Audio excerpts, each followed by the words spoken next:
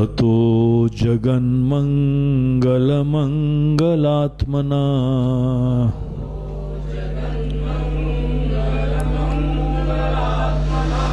रामाय विधाय रामायणकीर्तिमुत्तमाम्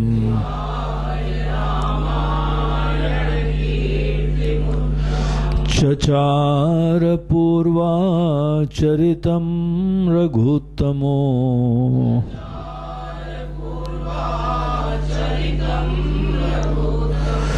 राजर्षिवर्यैरभिसेवितं यथा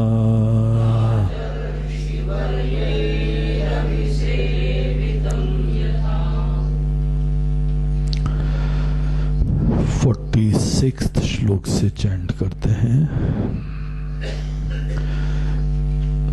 विवेक्त आसीन उपारतेन्द्रियो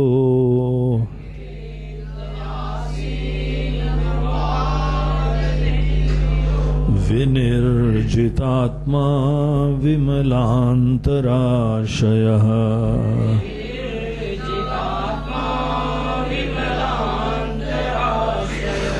विभावयेदेकमनन्यसाधनो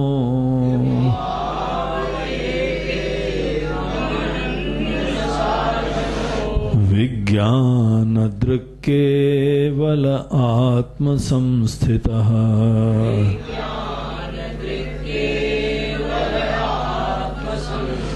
विश्वं यदेतत् परमात्मदर्शनम्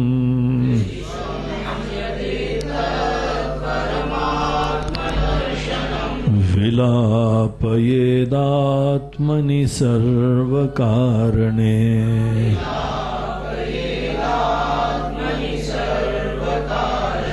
पूर्णश्चिदानन्दमयोऽवतिष्ठते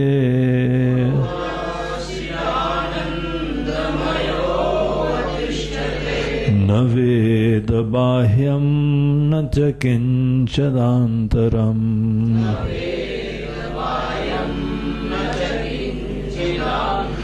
पूर्वं समाधेरखिलं विचिन्तयेत्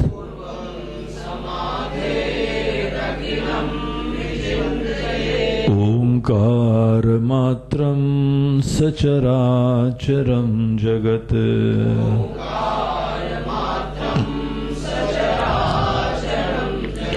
तदेव वाच्यं प्रणवो हि वाचको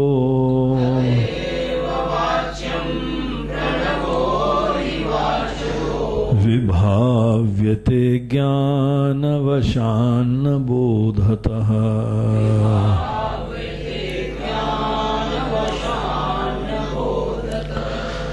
तो इस तरीके से लक्ष्मण जी को पूरा ज्ञान देने के बाद अब विज्ञान की प्राप्ति के लिए ध्यान के लिए यहां पे शास्त्र सदैव प्रिस्क्राइब करते हैं। वैसे तो जिस समय आदमी गुरु के चरणों में बैठा हो तो उसको यहां पे आत्मा का एक्सपीरियंस तक हो जाता है। हम लोगों को जो विजन प्राप्त होना होता है, जो दृष्टि प्राप्त होनी होती है, वो गुरु के चरणों में ही हो जाती है। वो कम्युनिकेशन के समय हो जाती है। जैसे जैसे हमारे अनेकों प्रकार के जो अनात्म के कोश हैं उनको किनारे करते हैं तो फिर यहां पर हमको एक सच्चित स्वरूप सत्ता, एक वो मैं जो कि एग्जिस्टिंग है, सेल्फ रिवीलिंग है, ऐसी मैं का हमको डायरेक्ट अप्रोक्ष अनुभव हो जाता है। हमसे अगर कोई पूछे कि आप क्या हैं, तो हम लोग प्रारंभ में बहुत सारे अपने परिचय, लौकिक परिचय रखते हैं। जब लौकिक परिचयों के ऊपर थोड़ा विचार करा जाए, समस्त लौकिक परिचय सापेक्ष होते हैं, रिलेटिव होते हैं। इन रिलेशन टू दिस हम ये हैं, इन रिलेशन टू दिस हम ये हैं। हम अपने माता पिता की दृष्टि से हम संतान हैं। कोई जो है अपने संतान के दृष्टिकोण से उनके जो है जनक या जननी है। हम अपने बहन और भाई के दृष्टिकोण से हम सो एंड सो हैं। हम अपने गुरु के सामने हम शिष्य हैं, हम शिष्य के सामने हम गुरु हैं। जो भी संसारी परिचय होते हैं सब सापेक्ष होते हैं, किसी की अपेक्षा से होते हैं। इनको बोलते हैं रिलेटिव आइडेंटिटीज। अगर हम लोग ये बोलें कि हां कोई भी नहीं सामने है तो हम क्या है? ना हमारा प्रोफेशन है, ना हमारी डिग्री है, ना हमारी उम्र है, ना हमारा शरीर है। शरीर छोटा है बड़ा है बोलते नहीं, ये विद रेफरेंस टू शरीर तुम बोल रहे हो। क्या तुम सब चीजों को थोड़ी देर किनारे रख के केवल अपना परिचय बता सकते हो कि तुम कौन हो? किसी की अपेक्षा तुम्हारा परिचय हम नहीं पूछ रहे, हम निरपेक्ष परिचय पूछ रहे हैं, which is not a relative but which is an absolute identity। जो हमारी वास्तविकता है किसी की अपेक्षा नहीं है, क्योंकि तुमको यहां आने की किसी की अपेक्षा नहीं थी, यहां जाने के समय किसी की अपेक्षा नहीं होगी, तुम हो। ये जो हम हैं, जब सब चीजें किनारे रख देते हैं, हम लोगों ने इस प्रश्न पे कभी विचार ही नहीं करा है। इसीलिए देखो अंदर एकदम शून्यता सी लगने लगती है, हम लॉस्ट से हो जाते हैं। अरे हम क्या होंगे भैया फिर? बस इतना कह सकते हैं कि हम हैं, इसमें कोई डाउट नहीं। हम क्या हैं अब ये शब्द यूज नहीं करा जा पा रहा है, हम हैं इसमें कोई डाउट नहीं है। और जो भी हम हैं वो स्वतः प्रकाशित होता है, सेल्फ रिवीलिंग है। हमको चेष्टा नहीं करनी पड़ रही है, हमको प्रयास नहीं करना पड़ रहा है, हमको अपनी इंद्रियों का प्रयोग नहीं करना पड़ रहा है, हमको मन के डेलिब्रेशंस की जरूरत नहीं करनी पड़ रही है। ये सेल्फ रिवीलिंग है। बाकी भगवान का नाम भी लेके आते हो गुरु से मंत्र में तो हमको प्रयास करना पड़ता है, संकल्प पूर्वक भगवान का नाम भी लेना पड़ता है। लेकिन हम हैं इसके लिए कोई संकल्प नहीं करना पड़ता है, कोई चेष्टा नहीं, कोई प्रयास नहीं। पहले हम होते हैं, उसके उपरांत बाकी सब कहानियां होती हैं। ये मैं का जो ऐसा नेचर है इसको बोलते हैं सेल्फ रिवीलिंग, स्वप्रकाश। दुनिया की बाकी सब चीजें पर प्रकाश होती हैं और मैं ही एकमात्र ऐसी यूनिक चीज होती है जो स्वप्रकाश होती है। हमको यहां पे ही शास्त्रों के ज्ञान के समय ही ये बातें स्पष्ट होती जाती हैं कि बाकी हमको ये जानना है, वो विषय जानना है, ये वस्तु प्राप्त करनी है, धन दौलत प्राप्त करनी है, रिश्ते नाते, सब चीजों को संकल्प पूर्वक प्रयास से एक दिन पकड़ा जाता है। उसके बाद ही उस चीज का अनुभव होता है।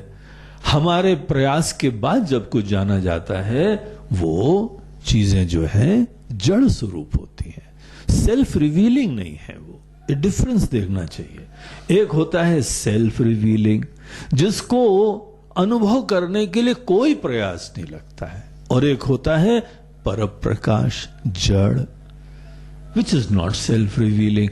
हम इंद्रियों से आंख खोल के देखते हैं तब दुनिया दिखाई पड़ती है, हम मन के झरोके से झांक के देखते हैं तब हमको अपने विचार और इमोशंस दिखाई पड़ते हैं। हमारे प्लानिंग, हमारे एम्बिशंस, हमारे राग, हमारे द्वेष, सब चीजें जब हम मन से झांक के देखते हैं तब बनाते हैं।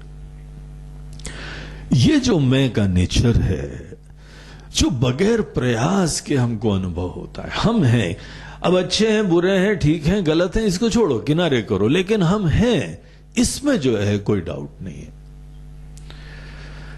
हम सदैव हैं, इसको बोलते हैं अपनी सत स्वरूपता। जो चीज सदैव होती है, विच इज एवर एग्जिस्टिंग, वो एग्जिस्टेंस स्वरूप है, सत स्वरूप है। और जो स्वतः रिवील होती है उसको बोलते हैं चित स्वरूप। तो आत्मा सत्स्वरूप है, हम, ये मैं सत्स्वरूप है, मैं चित स्वरूप है। ये सच्चित स्वरूपता अपनी, यही हमको जो है यहां पे गुरु के चरणों में बैठ के शास्त्रों के अध्ययन से दिखाई पड़ जाती है। और ये भी दिखाई पड़ जाती है, बाकी सब चीजें बड़ी अच्छी हैं, कोई प्रॉब्लम नहीं है, लेकिन इतना भी सच्चाई है कि ये हम नहीं है। ये चीजें हमको प्रयास से पकड़नी पड़ती हैं, ये हमारे नेचर से कोई इंट्रिंसिकली जुड़ा नहीं हुआ है, ये हमारे लिए स्वाभाविक नहीं है, नैमित्तिक है। हम प्रयास से पकड़ते हैं तब पकड़ सकते हैं, जो भी हमारी इच्छा है, भगवान की आज्ञा है, हमारी जीवन की जरूरतें हैं, समाज की सेवा है, परिवार की आवश्यकता, जो भी हो, नो प्रॉब्लम्स। हम किसी चीज को भी पकड़ सकते हैं, और वस्तुतः जो पकड़ते हैं वो सब अलग होता है और एक दिन चला जाता है। लेकिन ये देखो, it is a class apart, ये भिन्न ही श्रेणी की चीज है। मैं जो है सदैव रहता है और सदैव प्रकाशित होता रहता है। जब जब हम सो जाते हैं, यद्यपि जानने का कारण नहीं है तो भी हम होते हैं, अन्यथा हम जगते कैसे? जग के वही कंटिन्यूटी कैसे होती है? शीशा जिस समय है तो हमने अपना प्रतिबिंब देख लिया, शीशा नहीं है तो प्रतिबिंब दिखता नहीं है, इसका मतलब थोड़ी कि यहां पे बिंब नहीं है। मन रूपी शीशा जिस समय सो जाता है, हमको अनुभूतियां नहीं होती हैं, लेकिन हम रहते हैं, क्योंकि ले आओ शीशा, फिर से देखने लगेंगे। ये मैं सत्स्वरूप होता है, सदैव विद्यमान होता है, और ये चित स्वरूप भी होता है, सेल्फ रिवीलिंग होता है। बस यही चीज होने में कोई प्रयास नहीं है। जो सच्चिदानंद होने का ठान ले, उसको जीवन में एफर्टलेस होने के लिए वो अफोर्ड कर सकता है, लेकिन इसके अलावा कुछ भी तुमको बनना हो, प्रयास करना पड़ेगा और एक दिन उससे वंचित भी होना पड़ेगा। ये बात हमको गुरु के ज्ञान से स्पष्ट पता लग जाती है, अनुभव हो जाती है, इसमें कोई कल्पना की बात नहीं है। ये तो हम लोग खुद जान रहे हैं, मैं का ऐसा नेचर है। जो ये सब हमने जाना है, अब हम ध्यान में इसी चीज में रेवल करते हैं, टोटल कंसेंट्रेट करते हैं। जितनी हमारे अंदर एकाग्रता है, सब इसी तरफ मोड़ के इस चीज को हम एंटायरिटी में, समग्रता से देखते हैं, इस तथ्य को देखते हैं, इसकी इंप्लीकेशंस देखते हैं। तो यहां पर इसीलिए ध्यान हमारे अपनी वास्तविकता को जानने के लिए, अपनी वास्तविकता में रमने के लिए, अपनी वास्तविकता को एसिमिलेट करने के लिए, आत्मसात करने के लिए, हम ये हैं, ये सहज हो जाए, इतना सहज हो जाए, जैसे हम लोगों को अनेकों जगह आचार्य लोग बोलते हैं, जैसे तुम्हारा देहात्म भाव। तुम्हारा देहात्म भाव कितना अद्भुत हो चुका है, तुम देखते हो क्या? कभी सोचना नहीं पड़ता है। हमने ये नोशन इतना गहरा बना लिया है कि अगर हमको जो है रात को सपना भी देखना होता है तो शरीर होके देखते हैं, वहां पर भी सच्चिदानंद होके नहीं देखते। इतना गहरा नोशन हो गया है। हमारे रिश्ते, नाते, खाना पीना, उठना बैठना, आइडेंटिटी, सब कुछ इसी पे बेस्ड है।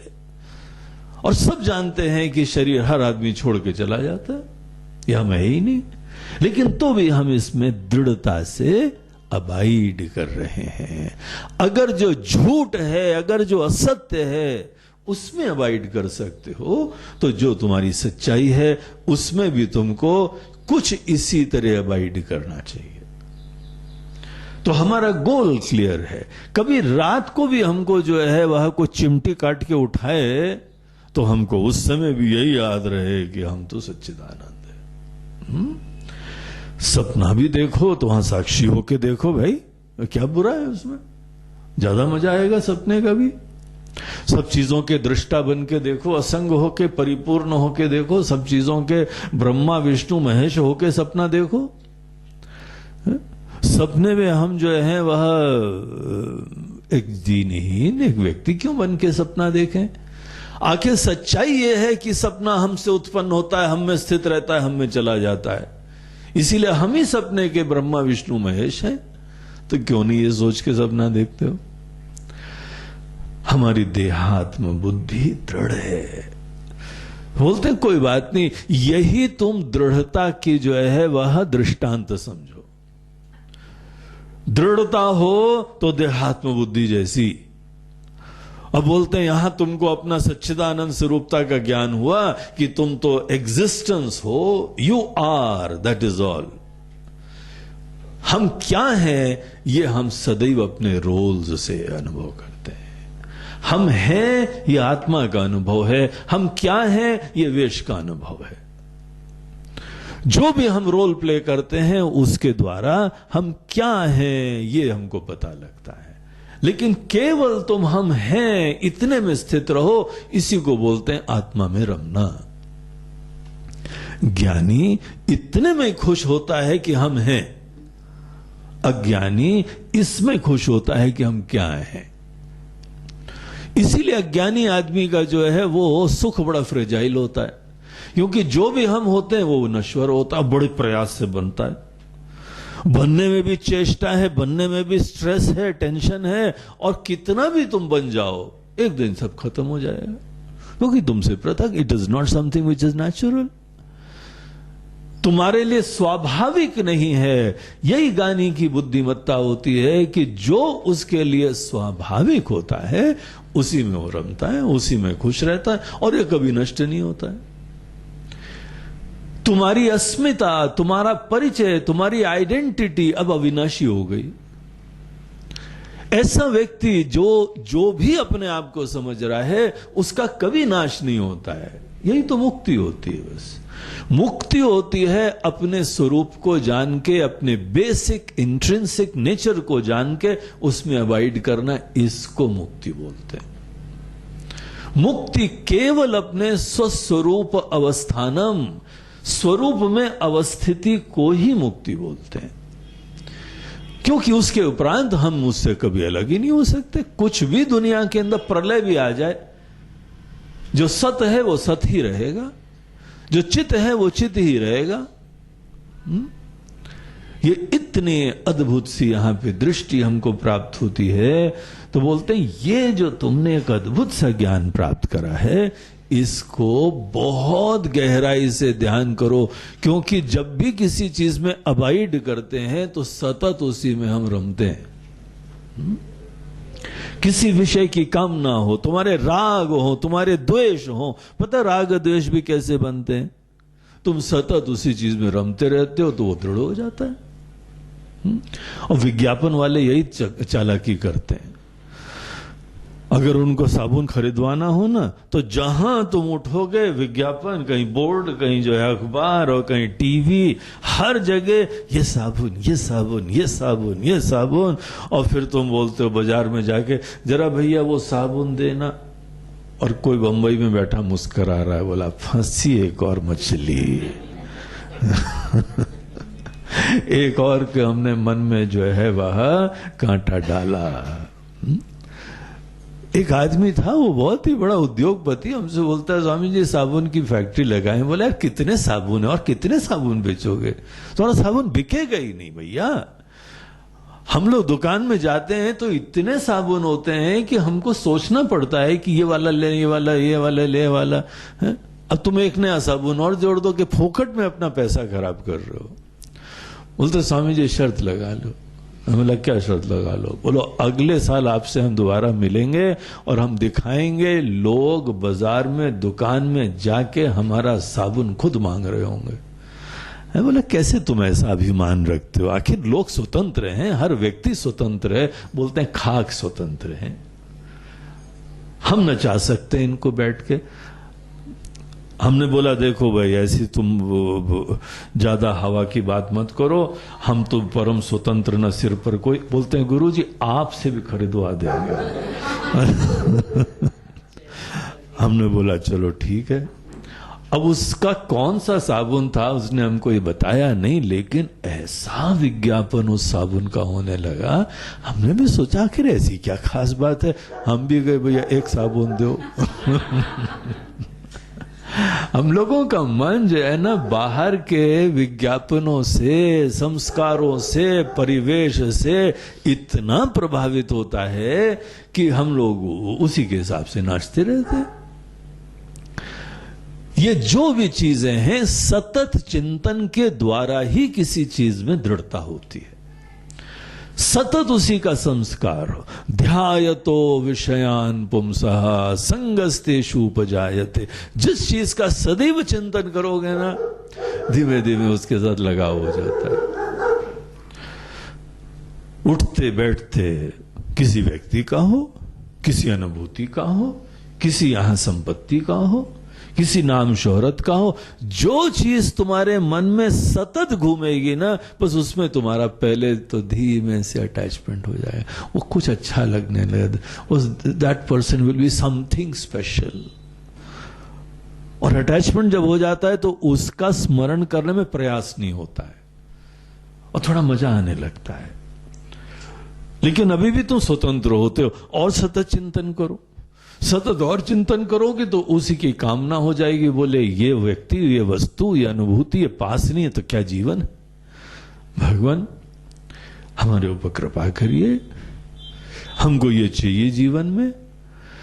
हम लोग उसी डिजायर को खुद कल्टीवेट करते हैं, किसान की तरीके से हम उस खेती को उपजाते हैं अपने अंदर, सतत अपने चिंतन रूपी जल से सिंचित करते हुए, भाव से सिंचित करते हुए हमारे मन में अनुराग उत्पन्न हो जाता है। और चिंतन करते रहो, देखो क्या मजा आता है। सतत चिंतन की बड़ी महिमा है।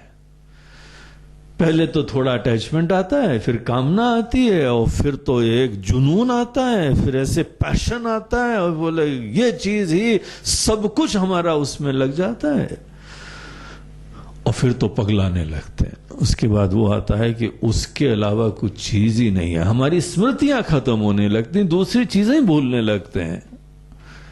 सतत चिंतन की महिमा है।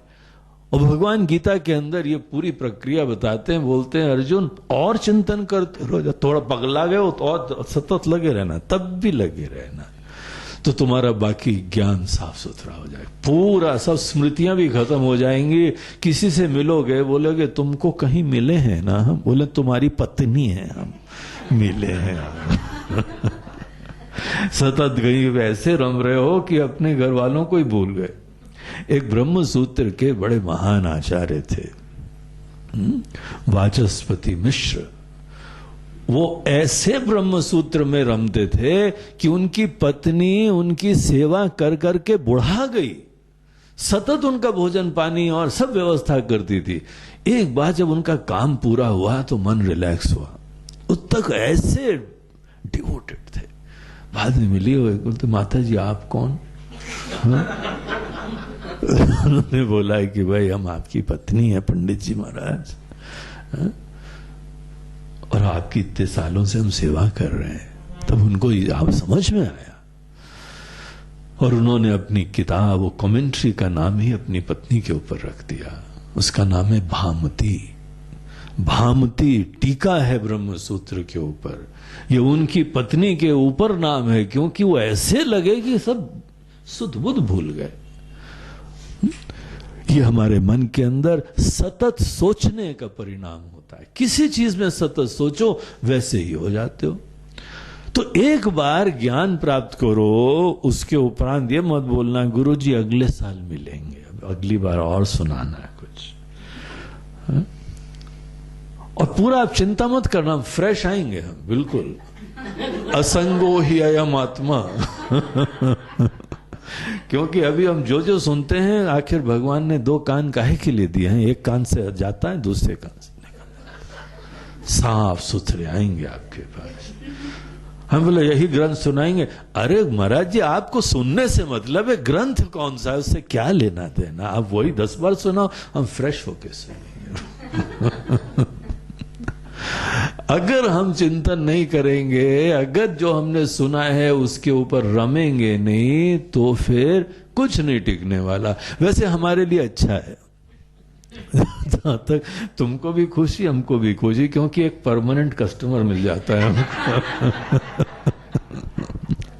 जो आदमी सुन के बहुत गहराई से ज्ञान प्राप्त करके निष्ठा हो जाए, वो मुक्त हो जाता है, वो क्या आया यहाँ पे। लेकिन ऐसे लोग वही शक्ल द्वारों दिखाई पड़ते हैं, बोलते हैं हाँ गुरु जी अब इस बार वही सुना, हाँ वही सुना रहे। उनके अंदर कुछ टिकता ही नहीं है। वो वैसे ही जैसे आत्मा असंग है, उनका मन भी हमारे ज्ञान से भी असंग है। जो आदमी अगर बाद में चिंतन नहीं करता है, खूब दिलो जान से चिंतन नहीं करता है, इंटेंसिटी से चिंतन नहीं करता है, उसको ये ज्ञान अपना नहीं हो पाता है। इसीलिए ध्यान जरूर करना चाहिए।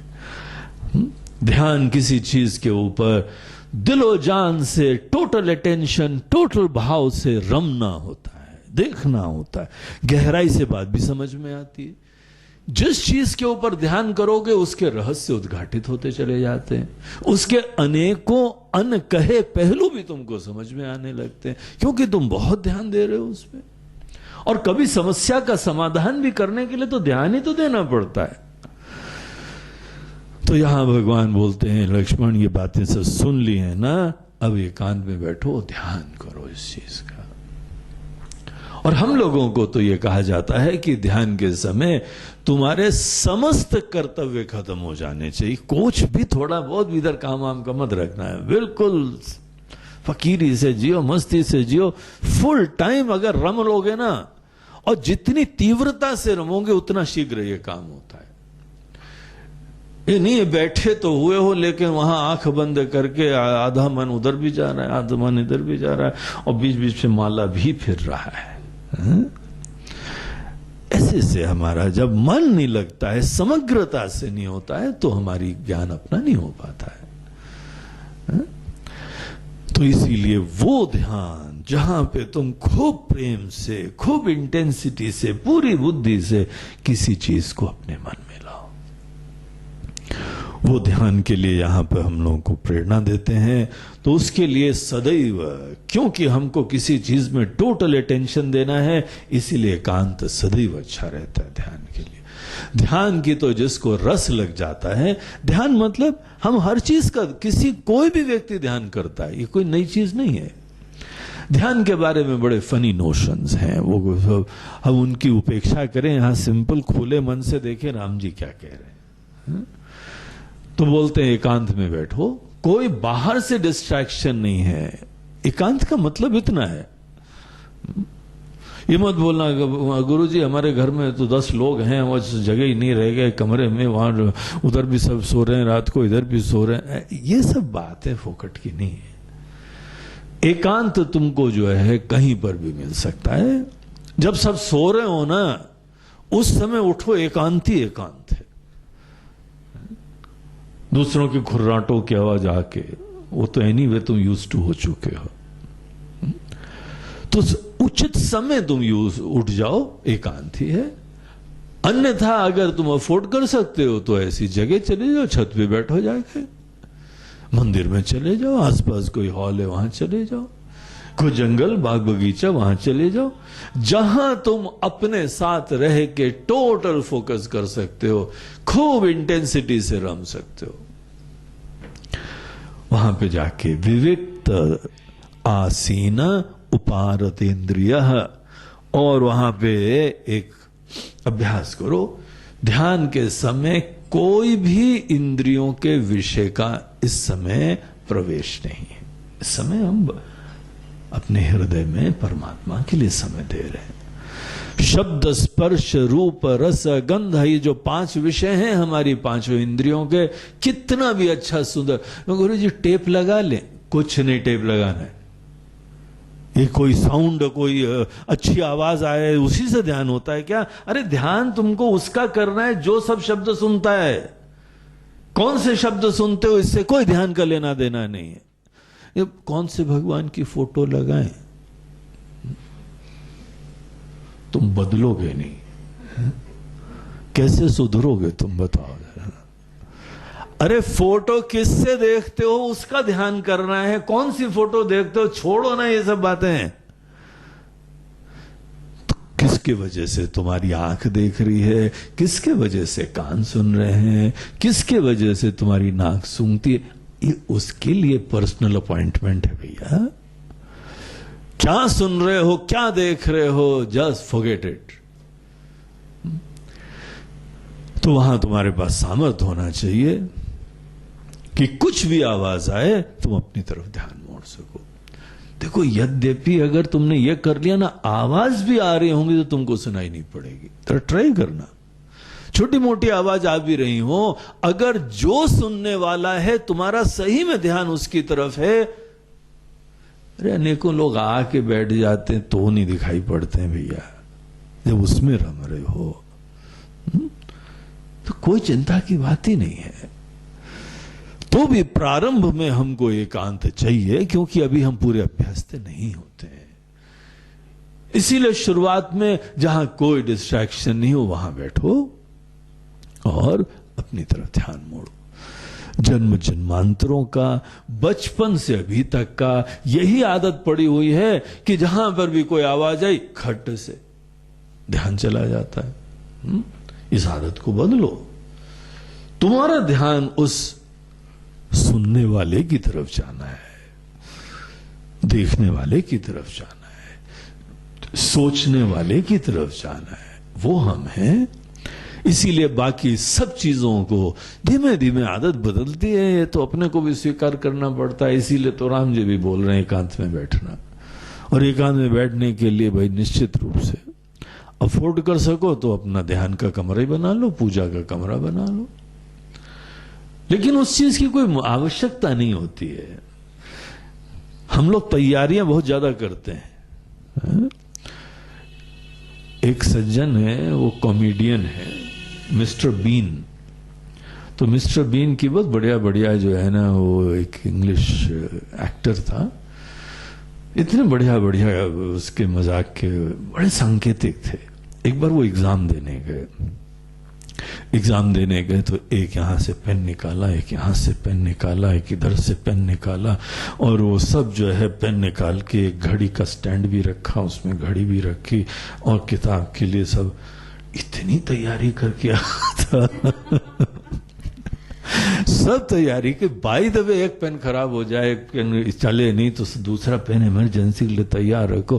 पता लगा 1 दर्जन पेन रखे हुए उसके पास। घड़ी कितनी तैयारी करके आया होगा सोचो। लेकिन पेपर आया, कुछ भी नहीं आता था उसको। तैयारी हम लोग ऐसी फोकट की करते रहते हैं। हम लोग जो है मंदिर बना लेंगे और फोटो लगा लेंगे और फिर ये भी कर लेंगे। अरे ये सब करने के बाद पूजा कब करोगे? उसके लिए तो टाइम ही नहीं बचा महाराज जी। नहीं, हम कुटिया भी बना लेंगे, साधना कुटी भी नाम रख लिया है उसका। वो कुटिया में जो है पानी भी है, हवा भी है, पंखा भी है, और बाय द वे लाइट चली जाए तो छोटा इन्वर्टर भी लगा रखा है, और सब पूरी व्यवस्था है। और उसके उपरांत बैठे तो इन्वर्टर की बैटरी डाउन। बोलते कचरा हो गया। बस इन्हीं में लगे रहते हैं हम लोग। इसको बोलते हैं घर गृहस्थी। हमारी गृहस्थी जो है ना, केवल तैयारियों में जाती, ऐसी तैयारियां चलती रहती सतत। और फिर गाना भी गाते रहते, हम होंगे कामयाब। एक दिन तो जरूर होंगे, अभी तो तैयारियों में लगे हुए हैं, लेकिन एक दिन कामयाब जरूर होंगे। लगे रहो मुन्ना भाई, जरूर होगे कभी ना कभी तैयार।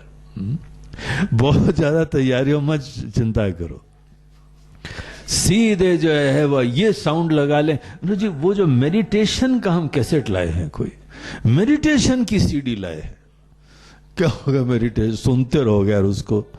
यहां पे हमको ये थोड़ी एक बाहर चीजें सुननी है, नहीं, एक ऐसी सीडी लाए जिसमें चिड़ियाओं का कलर हो है स्वामी जी। फिर तुम बहिर्मुख होके बाहर शब्द सुन रहे हो। भले शब्द तुम एकाग्रता से सुन रहे हो, लेकिन आत्म चिंतन थोड़ी कर रहे हो, अनात्म चिंतन कर रहे हो भैया। आत्मचिंतन करना। इसीलिए भगवान राम एक शब्द यूज करके ऐसे सब कचरे को दूर कर देते हैं, उपारतेन्द्रिय।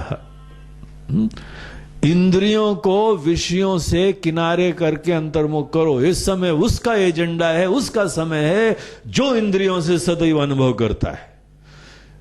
क्या अनुभव करता है? Just forget it. कोई चिंता नहीं है, आवाज ही काफी रहेगी, कोई भी आवाज काफी रहेगी, नहीं हो तो भी कोई हर्जा नहीं है। योगी का भौंकना भी पर्याप्त रहेगा, भौंकने दो उसको। कम से कम तुमको उसकी शब्द के माध्यम से हम श्रोता हैं इसका एहसास होगा। कोई डिस्टर्ब मत हो। जब बहिर्मुख हम लोग होते हैं ना, ध्यान नहीं हो पाता है, अंतर्मुख नहीं हो पाते। अड़ोस पड़ोस में जो है जब बहिर्मुख हो, बोले गुरु जी आज पीछे जो है ना रात को 12 बजे पकौड़ियां तली जा रही थी। अरे तुमको कैसे पता? अरे गुरु जी बोल रहे थे वो लोग, वो पकौड़ी के लिए तेल वेल ला लो और वो ले आओ। बिल्कुल घर पुराने पास ही में लगे हुए हैं ना, तो वो लोग कस के बड़े एक्साइटेड होके बोलते हैं और यहां सब शांत बैठे हैं, तो पूरी बात पता रहती है। आज पूड़ियां बनी, आज तो वहां हलवा बना था। बोला यार धन्य हो गए तुम। तुमको क्यों सुनाई पड़ता है ये सब? तुमको ये क्यों नहीं सुनाई पड़ता है कि जो यहां पे सुन रहा है उसकी तरफ ध्यान मोड़ो ना। ये बहुत बड़ी महत्वपूर्ण चीज है।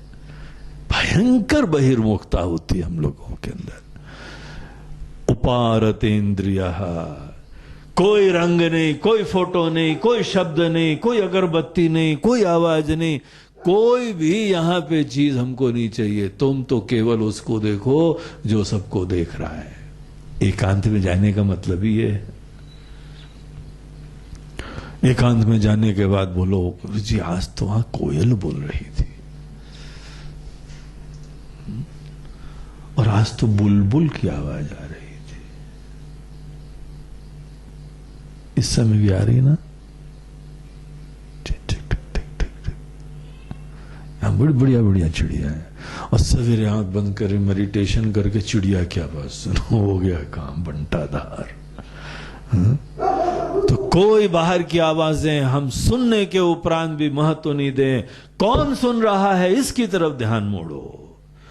विनिर्जित आत्मा, और अपने मन को जीतो। यहां पे आत्मा से मतलब है मन। मन के स्वामी बन के बैठो। मन को भगवान की तरफ, आत्मा की तरफ मोड़ो। तुम चाहोगे तो मन मुड़ेगा। देखो मन तुम्हारा केवल सेवक होता है। मन को कभी अपना दुश्मन नहीं समझना चाहिए। ध्यान देना, मन केवल वहां जाता है जिन चीजों का तुम्हारे अंदर महत्व है। तुम्हारे राग है या तुम्हारा द्वेष है, केवल मन वहां जाता है अच्छे सेवक की तरीके से। जब चाह इसकी होगी तो इसमें जाने लगेगा। मन का कोई दोष ही नहीं होता है। तो जब तुमने निश्चय कर लिया है कि आत्मचिंतन करना है तो मन को भी उसकी तरफ मोड़ो। विमलांतराशय, जिसका आशय, जिसका इंटेंशन बहुत ही निर्मल है, बहुत ही प्योर इंटेंशन है। केवल परमात्मा का ज्ञान और उन्हीं के अंदर रमना, इसके अलावा कोई दूसरा नहीं। निष्कपट है, सुंदर भाव है। गुरु के द्वारा प्रदत्त ज्ञान, उसी को हम गहराई से, श्रद्धा से उसमें रम रहे हैं और गहराई से जान रहे हैं। केवल ऐसी सिंप्लिसिटी और प्योरिटी ऑफ माइंड। विभावयेत एकम अनन्य साधना, और इसी का भावना उत्पन्न करो। इसी चीज के बारे में सोचो। जो तुमने देखा है, प्रेम उसके साथ धीमे धीमे बढ़ाया जाता है। जिस चीज को भी देखते हैं उसके साथ प्रेम बढ़ाने की विद्या होती है। सतत भाव से चिंतन करो। जब भी तुम किसी चीज का भाव से चिंतन करोगे, प्रेम बढ़ जाता है। इसीलिए ये पहले हमको तो अभी एक बहुत अद्भुत नई चीज पता लगी है। हम ये थोड़ी उम्मीद करते हैं कि तुम पहले से इसका प्रेम रखोगे। पता ही नहीं था तो प्रेम कैसे होगा? अब धीमे धीमे इसमें भाव जोड़ो, इसका महत्व समझो, इतना इसके प्रति भाव हो कि बाकी चीजों के भाव ही कम हो जाए, गौण होने लगे चीजें। ये हमारे हृदय में यही चीज प्रधान हो, विज्ञान दृक, और ऐसे जो है दृष्टि, ज्ञान की दृष्टि, अपने ज्ञान रूपी चक्षु से मैं का साक्षात हम हैं, बस यही देखना। देखो जब हम हैं केवल इसमें देखते हो ना, तुमको बड़ा अद्भुत अनुभव होगा कि तुम व्यापक हो गए हो। हम शरीर हैं बोलो तो तुम संकुचित हो जाओगे तत्क्षण, और केवल ये अपने अंदर देखो कि हम हैं तो और छोर नहीं रहेगा तुम्हारा, क्योंकि सत्ता सबको अपने ही आगोश में लेती है, सत्ता सबको व्याप्त कर रही है। आकाश को तुम देखोगे तो सर्वव्यापी हो जाओगे ना, आकाश तो सर्वव्यापी है, ये तो आकाश का भी आधार है। केवल सत्ता, यहां दुनिया में कौन सी चीज है जिसमें सत्ता नहीं है? सत्ता के अंदर ही सब लहरें उठ रही हैं रूपों की। केवल सत्ता देखोगे तो तुम एकदम व्यापक हो जाओगे, एकदम उस क्षण तुमको पता लग जाएगा तुम्हारा कोई आदि अंत नहीं है। और ये भी सत्ता स्वप्रकाश है, मैं की तरीके से सतत रिवील होती रहती है। विज्ञान दृक् केवल आत्म संस्थिता, केवल इसी मैं के अंदर तुम रमो। इसको और गहराई से देखो, बहुत सारी चीजें हैं जो शब्दों से नहीं बताई जा सकती हैं, लेकिन अनुभव करी जा सकती हैं। इसीलिए बहुत ज्यादा शब्दों पे भरोसा मत करो। ये शब्द ही यहां पे हमको भगवान खुद बोल रहे हैं, लक्ष्मण ये लक्ष्यार्थ है, केवल लक्षित कर रहे हैं हम तुमको, हम केवल पॉइंट कर रहे हैं तुमको, और तुमको खुद इस चीज को देखना है। इसीलिए तो ये संत लोग ऐसे शब्द यूज करते हैं, मुंह का स्वादनवत, जैसे गूंगा बोल नहीं सकता है लेकिन अनुभव कर सकता है। इस मैं के बारे में जो हमने बताया है वो बहुत कम बताया है, तुम और गहराई से देखो इसको, तुम ब्यूटी इसकी अद्भुत, अनिर्वचनीय, अकल्पनीय है ये, तुम जरा ध्यान दो इसको। इस तरीके से यहां पे बैठते हुए फिर हमको अगले श्लोक में यहां कह रहे हैं कि सब चीजें इसमें प्रविलापन कर दो। विश्वम यदेतत् परमात्म दर्शनम विलापयेत आत्मनि सर्व कारणे। ये देखो, यही सबका आधार है, सबका कारण है, सबकी आत्मा है, और इसको नहीं जानने के वजह से अनेकों कल्पनाएं, अनेकों संभावनाएं, अनेकों चेष्टाएं, अनेकों प्रयास, और ये पूरा स्वप्न जगत उत्पन्न हो जाता है। ये पूरा विश्व जो है, ये विश्व ही इसी ही आधार से उत्पन्न हुआ है। जगत जब नहीं था तो केवल एक सत्ता थी, और फिर कुछ हलचल हुई, ये नाम रूप उत्पन्न हो गए। नाम रूप आज उत्पन्न भी हो गए हैं, इनके आधार की तरीके से यही एक चिन्मयी सत्ता विद्यमान है।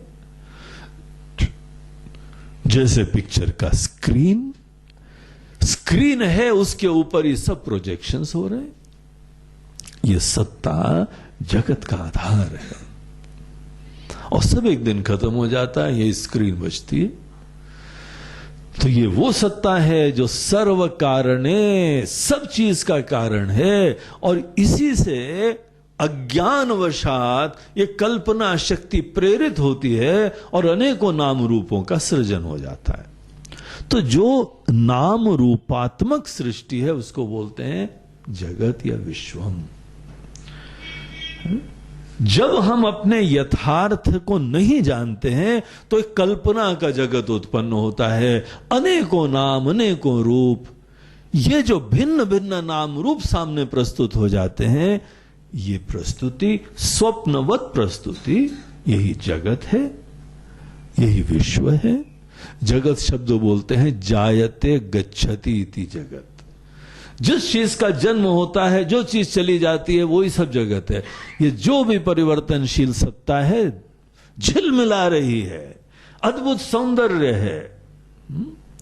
जब कार्य इतना सुंदर है तो कारण कितना सुंदर होगा, सोचो तो। ये सब कार्य है, ये सर्व कारण है, ये कारणभूत है। कोई व्यक्ति बहुत सुंदर भोजन बनाता है, जब जब प्रस्तुति करता है तो अद्भुत करता है, और जब भोजन इतना बढ़िया है तो उसका खुद मन कितना सुंदर होगा, कितनी सुंदर कलाकृति होगी उस इंसान के अंदर। तुम एक पेंटिंग देख के, एक गीत सुन के, क्या तुम उस गायक का, उस कलाकार की वास्तविकता को कभी समझ सकते हो? ये तो केवल एक प्रस्तुति है।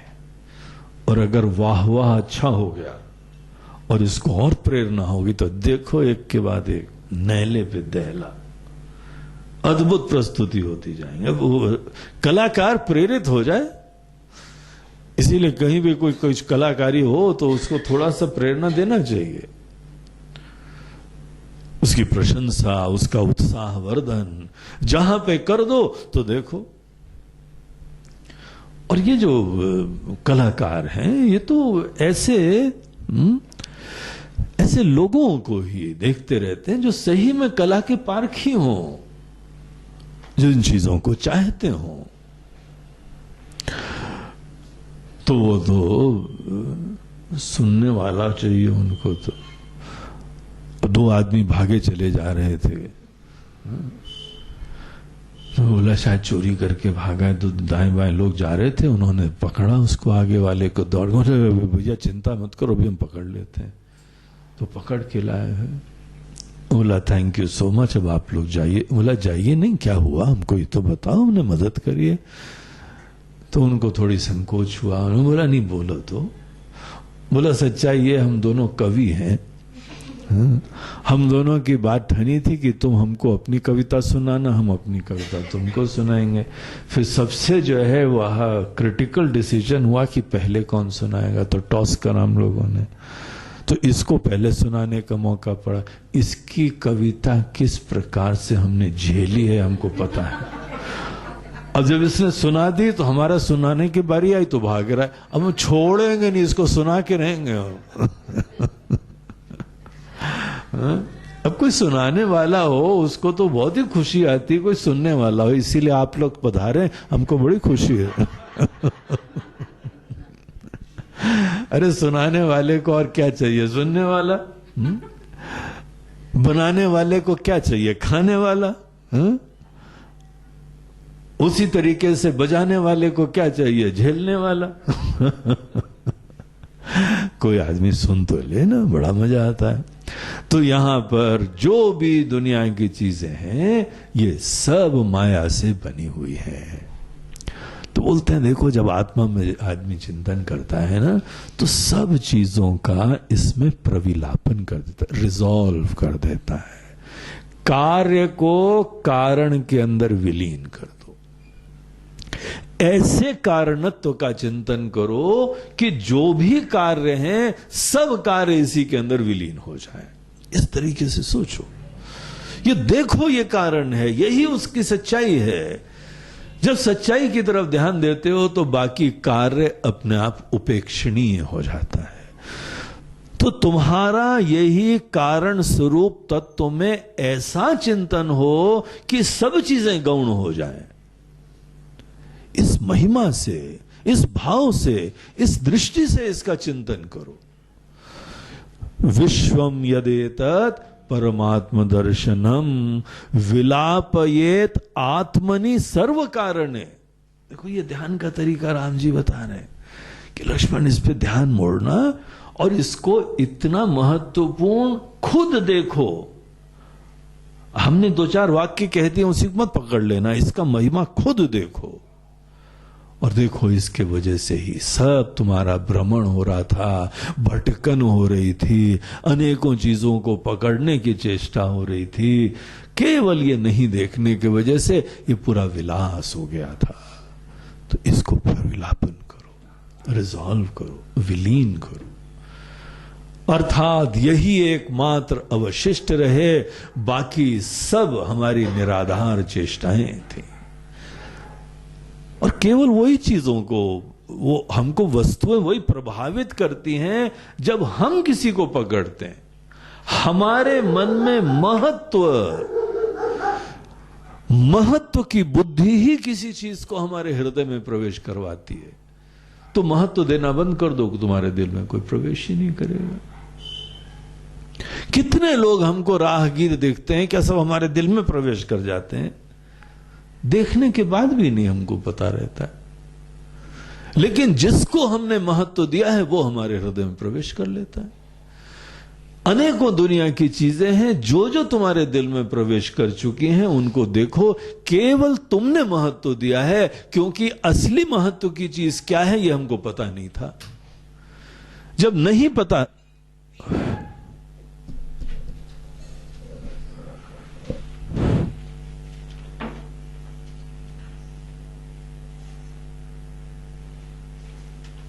थोड़ा इधर खिसक के बैठो, देखा, थोड़ा आगे आ जाओ। तुम इतनी बुढ़ा नहीं गई होगी टेका लगाना, इधर बीच में बैठो।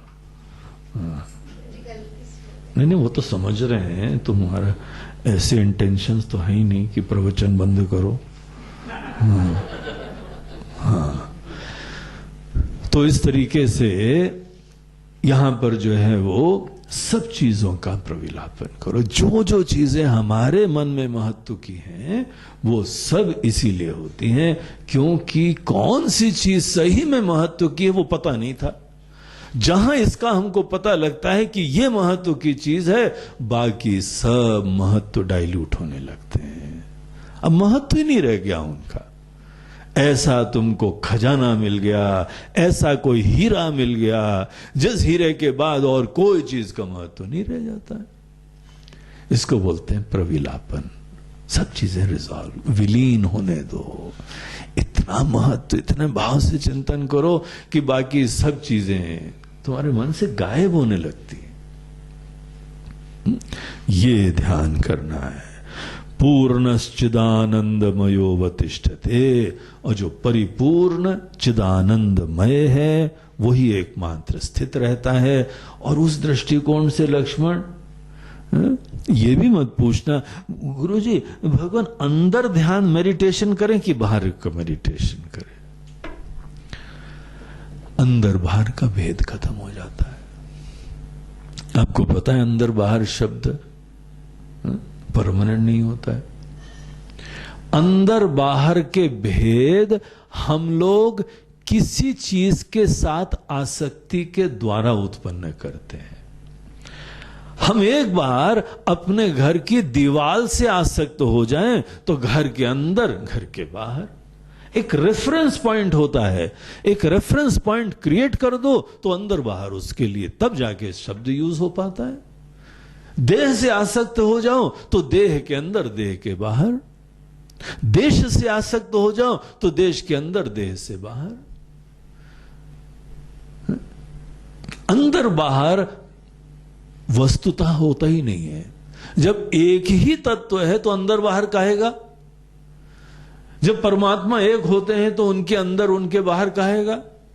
और अगर तुमने अभी भी अंदर बाहर शब्द का प्रयोग करा, इसका मतलब क्या होता है कि तुम देह को छोड़ नहीं रहे हो। केवल देह के दृष्टिकोण से अंतर्मुख होना या बहिर्मुख होना, यह शब्द तभी यूज होता है अगर तुमने इस आत्मा को देखा, उसमें ध्यान दिया, उसमें अवेयरनेस क्रिएट करी, तो तुम्हारे लिए अंदर बाहर शब्द सब खत्म हो जाएगा। तुम कहीं पर भी देखोगे तुमको यही दिखाई पड़ेगा। यही तो सबकी आत्मा है, तुम्हारी भी आत्मा यही है। तुमने झांक के देखा है अपने अंदर कि गहराई में ये सेल्फ इफल्जेंट एग्जिस्टेंस ही मैं है, और यही सबकी आत्मा है। केवल इंसान ही नहीं, पशु पक्षी की भी आत्मा है, जड़ चेतन की भी यही आत्मा, अनेकों जड़ चीजें उनकी भी यही आत्मा है। हर चीज के अंदर यही सच्चित विराजमान, अंदर बाहर का आएगा। न वेद बाह्यम न च किंचित अंतरम। लक्ष्मण, वो अंदर बाहर का चक्कर मत रखना। जब तक तुम देह के साथ तादाद में रखते हो तब तक हमको कहा जाता है अंतर्मुख हो। और एक बार तुमने इसकी तरफ ध्यान देने लगे और इसको पूरी समग्रता से तुमने देखा तो अब अंदर बाहर का भेद खत्म हो जाता है। फिर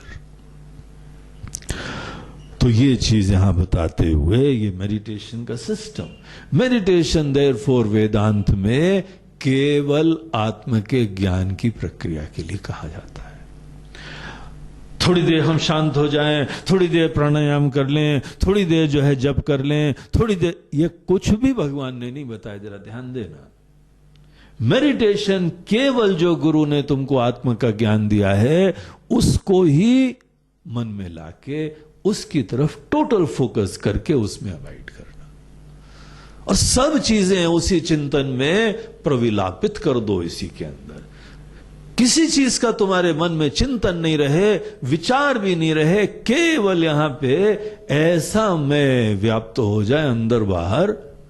है?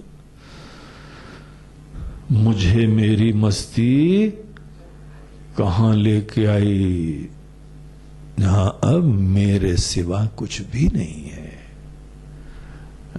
सभी हम ही हम हैं। ये देखो, ये बोलना मत, देख नहीं रहे हो और बोल रहे हैं, इसको बोलते हैं अभिमान, इसको बोलते हैं मूर्खता। और देखो तब बोलो, नहीं जब तक दिखाई पड़ रहा बोलो गुरुजी ये नहीं भजन गाएंगे हम, अरे नहीं गा लो, नहीं ये हम नहीं गाएंगे, हम देख ही नहीं रहे तो कैसे गाएं, झूठ हो जाएगा वो।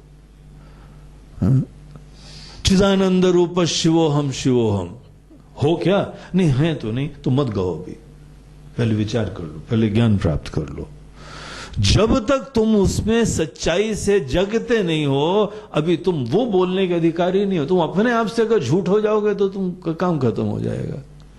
इसीलिए अपने आप से तुम सच रहो, खुद देखो और उतना ही कहो। जो तुमने देखा है, जो सुंदर चीजें समझिए, उसका ही भजन करना चाहिए। तो दूसरी चीजें जो हैं वह नहीं, मात्र इसमें रमते हुए सब कुछ इसी में विलीन हो जाए, और फिर तुमको पता लगेगा केवल एग्जिस्टेंस जब आत्मा की तरह जानी जाती है। जब शरीर को आत्मा की तरह जानो तो छोटा सा है, नश्वर है, संकुचित हो गया। जब एग्जिस्टेंस को, जब कॉन्शियसनेस को, जब चेतना को मैं की तरह जानोगे तो तुम्हारे अंदर दुनिया है। शरीर को जानोगे तो आत्मा शरीर में होती है, और चेतना को तुम आत्मा जानोगे तो शरीर आत्मा में होता है। और केवल तुम्हारा नहीं, सभी शरीर तुम्हारी आत्मा में होते हैं। तो इस तरीके से अंदर बाहर का भेद खत्म। और यहां भगवान एक वो प्रसंग बताते हैं जो बहुत ही प्रचलित है, वो ये है कि ध्यान में लक्ष्मण ओम शब्द का हम लोग प्रयोग करते हैं। बहुत ही अद्भुत मंत्र होता है ये यहां पे चैंटिंग के लिए नहीं होता है, यहां पे ये प्राणायाम के लिए नहीं होता है। प्राणायाम के लिए भी ओम का प्रयोग होता है, जप के लिए भी ओम का प्रयोग होता है। भगवान का सबसे सुंदर नाम है, वेदोक्त नाम है, भगवान के मुख से वेद निकले हैं, भगवान खुद बोल रहे हैं ये हमारा सबसे महान नाम है। कभी कोई शंका मत करना, कोई तुलना करने की बात ही नहीं किसी नाम से, इतना अद्भुत नाम है। तो भगवान का नाम स्मरण के लिए भी ओम अच्छा होता है। और ओम जल्दी जल्दी दिया नहीं जाता है क्योंकि बड़ा सूक्ष्म नाम होता है, इसीलिए किसी से जोड़ के दिया जाता है। वो भी भगवान के नाम है, इसीलिए कोई प्रॉब्लम नहीं है। ये मत बोलना कि महाराज जी हम ओम नमः शिवाय करते थे, अब बाकी डिलीट कर दें क्या, अब केवल ओम ओम ओम ओम बोलते नहीं, उसके लिए अभी तैयार नहीं हो, अभी मत करो। जो तुमको गुरु जी ने बताया है तुम्हारे, तुम वही करो। और समय आएगा तो तुमको केवल इस चीज के बारे में भी इनिशिएट करा जाएगा। इसीलिए जो है वह गुरु का आदर करो और ये कार्य करो अच्छी तरीके से। लेकिन हाँ, ये भी समझे रहो, जो भी चीजें हमको गुरु वगैरह बताते हैं ना, वो एक दिन छोड़ने की होती है। आसक्ति हमको किसी चीज के साथ नहीं होनी चाहिए। कोई भी साधना इसलिए नहीं होती है गुरु जी अब करते करते अच्छा लगने लगा है, बोलते हैं तुम सुधरोगे नहीं। तुम्हारे दो रिश्ते हैं तो तुमको वो अच्छे लगने लगे, अब छोड़ते ही नहीं हो। तुम्हारी एक जगह कुर्सी हो गई, वो उसी जगह बैठोगे, छोड़ते। आज तो हमारी कुर्सी क्यों बैठ गए, हम यहां बैठते हैं डेली, तुमको पता है। ऐसे हम लोग ससेप्टेबल होते हैं आसक्ति के। हम लोग यहां पे नहीं, रेलवे स्टेशन में पब्लिक बेंचेस होती हैं, रात को सब रिजर्व्ड होती है, पता है यार। हम रात को यहां सोते हैं, तुम यहां क्यों सोओगे, उसकी कुर्सी है। दुनिया भले गवर्नमेंट बोले कि पब्लिक प्रॉपर्टी है, वहां पे वो लोकल सोने वाले हैं ना, ये हमारी। ऐसी आसक्ति का प्रॉब्लम होता है। इसीलिए किसी को मंत्र दे दें तो डर लगा रहता कहीं आसक्त ना हो जाए। गुरु जी ये नहीं छोड़ेंगे, अब ये छोड़ेंगे तो क्या होगा, बोले वही होगा जो मंजूर खुदा होगा। छोड़ो उसको, देखा जाएगा क्या होगा।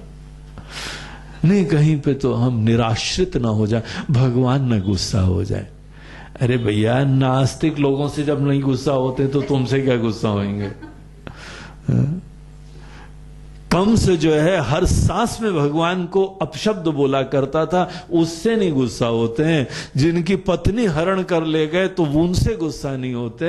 अंगद को बोलते हैं भैया ऐसा करना कि काज हमारा तासु हित होई, उसका भी हित हो जाए, उससे गुस्सा नहीं होते हैं। और तुम ये सोच लो कि नहीं गुरु की आज्ञा के अनुरूप हमने मंत्र छोड़ दिया है तो भगवान गुस्सा हो जाएंगे।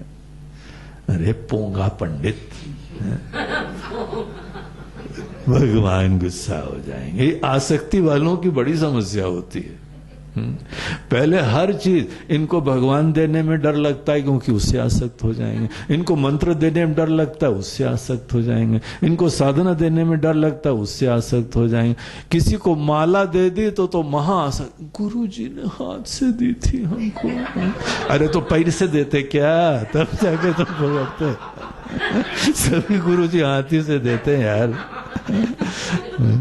नहीं वो तो गुरु जी की याद बनी रहती है हमको। यार तुम लोग ऐसे बेकार लोग हो कि आसक्ति के लिए जैसे पगलाए हुए हैं, किसी को भी जो पकड़ लेंगे बस।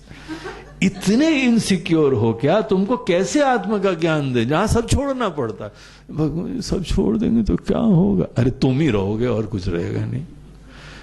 जो नश्वर नहीं है वो रहेगा, जो नश्वर है वही छोड़ा जा सकता है।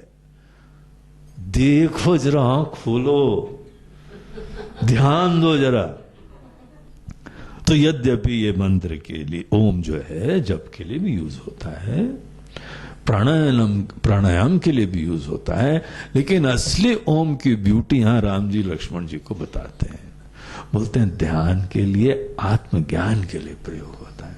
कैसे यूज होता है, पूर्वम समाधेरखिलम विचिंतयेत ओंकार मात्रम सचराचरम जगत तदेव वाच्यम प्रणवो ही वाचको विभाव्यते अज्ञान वशान न बोधता। बोलते हैं ज्ञान के पहले, ज्ञान के बाद के लिए उपदेश नहीं है।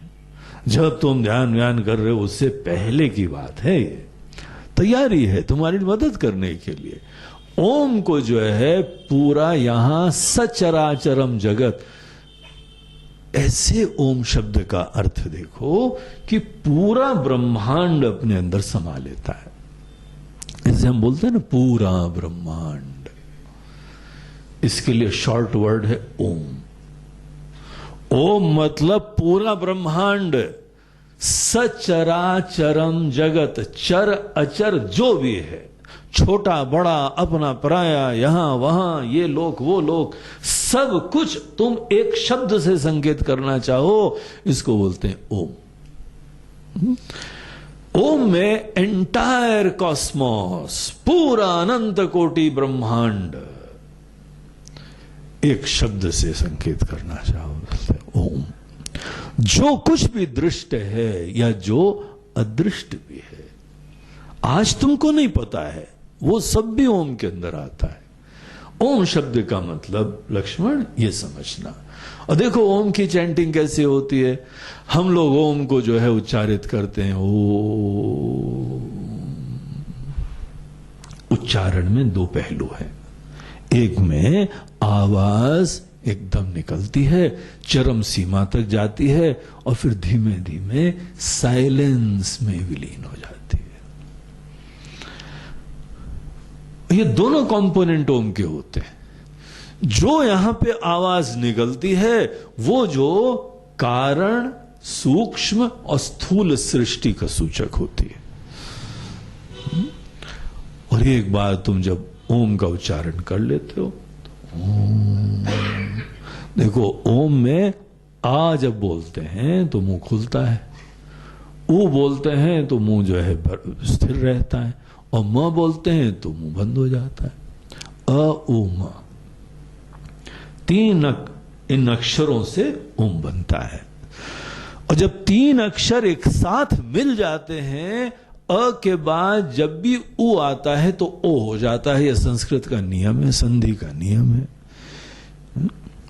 इसीलिए फाइनल शब्द ओम होता है।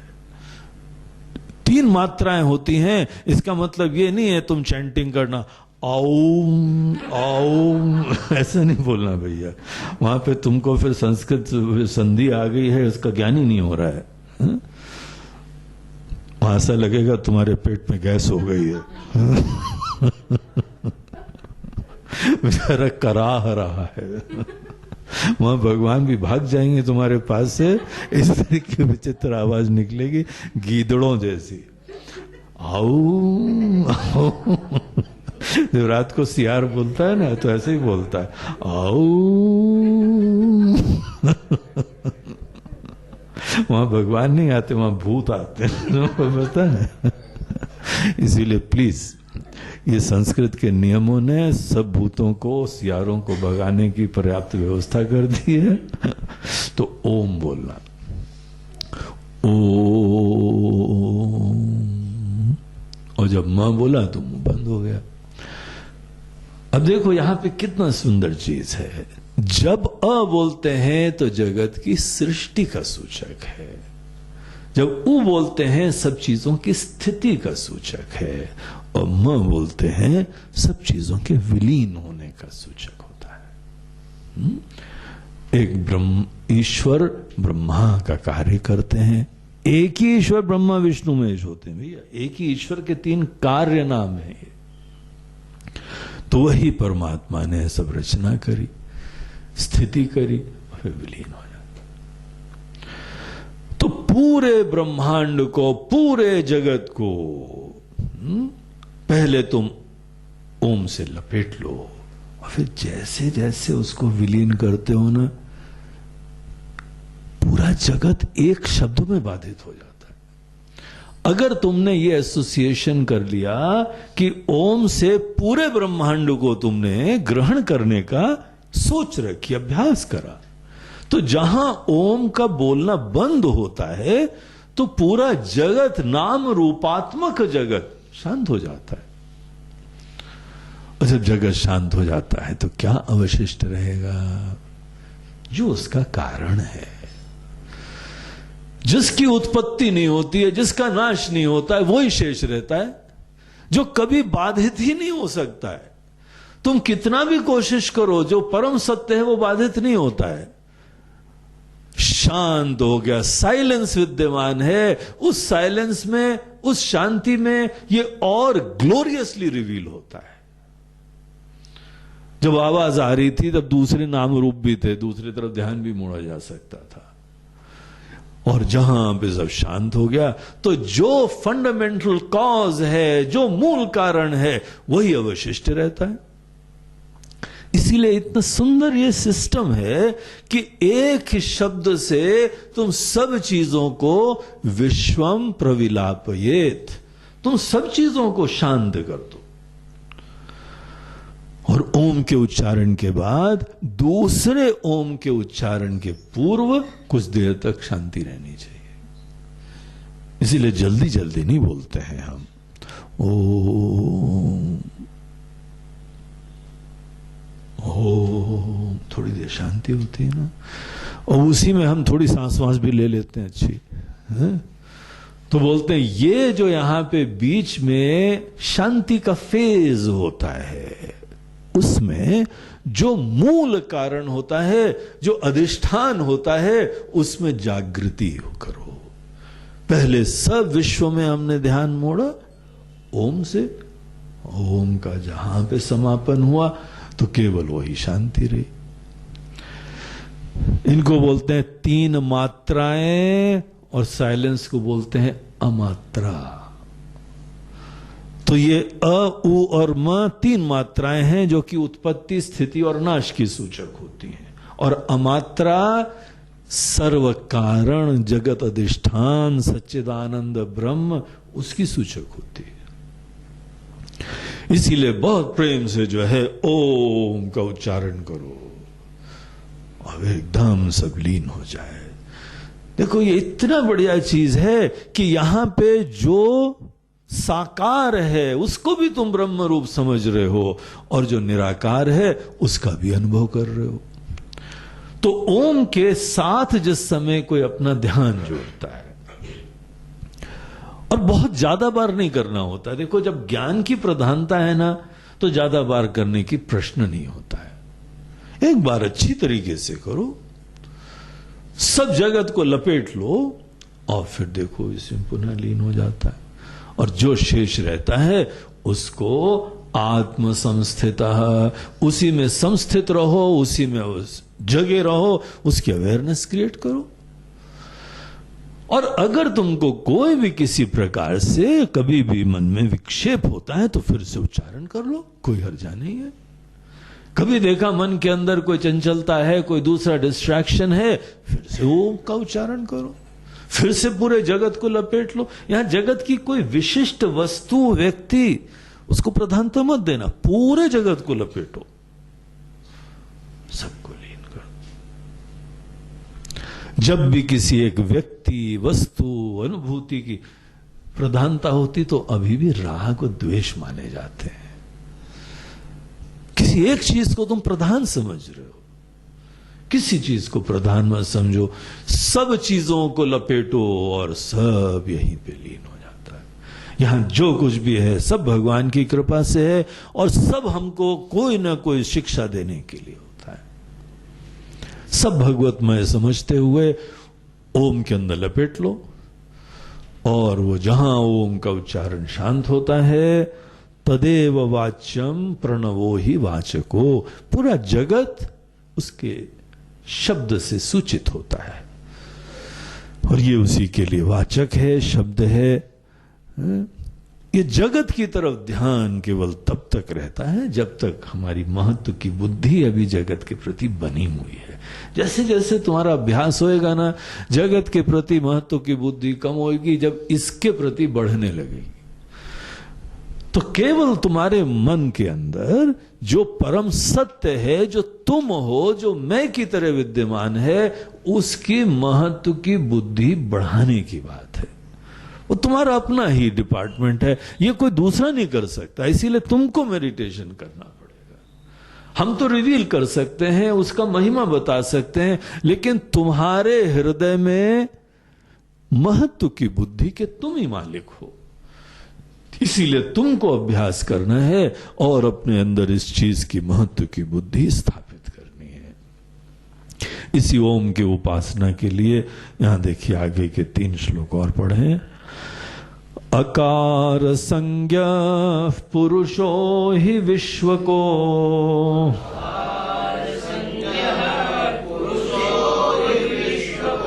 युकार कस्तैजस ईर्यते क्रमात्,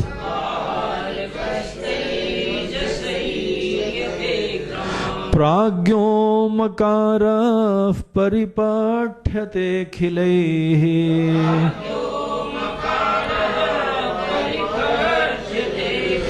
समाधि पूर्वं न तु तत्त्वतो भवेत्, विश्वं त्वकारं पुरुषं विलापयेत्,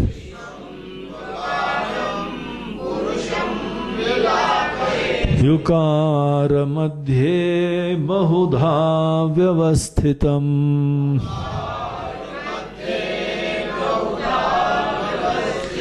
ततो मकारे प्रविलाप्य तेजसम्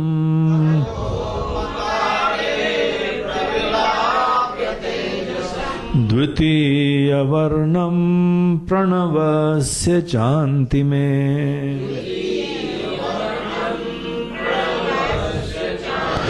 मकारमप्यात्मनि चेद्घने परे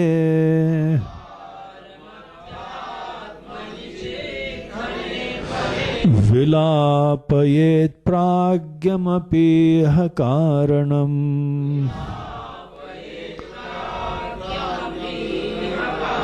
सोहं परं ब्रह्म सदा विमुक्तिमत्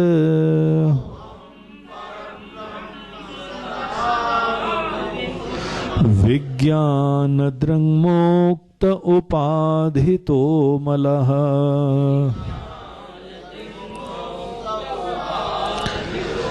एवं सदा जात परात्म भावनः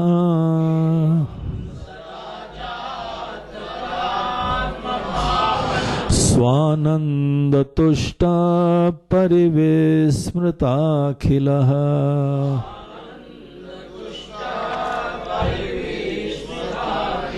आस्ते स नित्यात्म सुख प्रकाशकः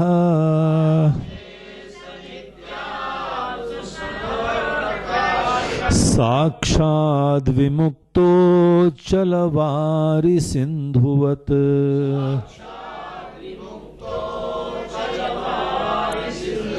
एवं सदाभ्यस्त समाधियोगिनो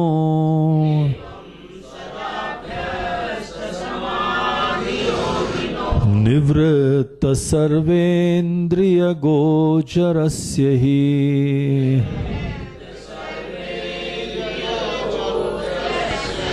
विनिर्जिताशेषरिपोरहं सदा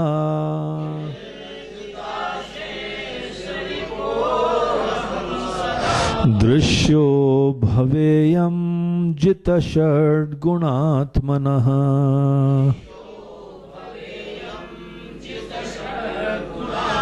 ध्यात्वैवमात्मानमहर्निशं मुनिः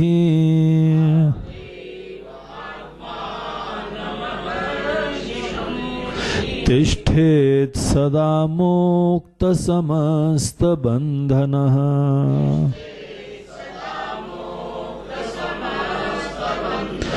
प्रारब्धमश्नन्नभिमानवर्जितो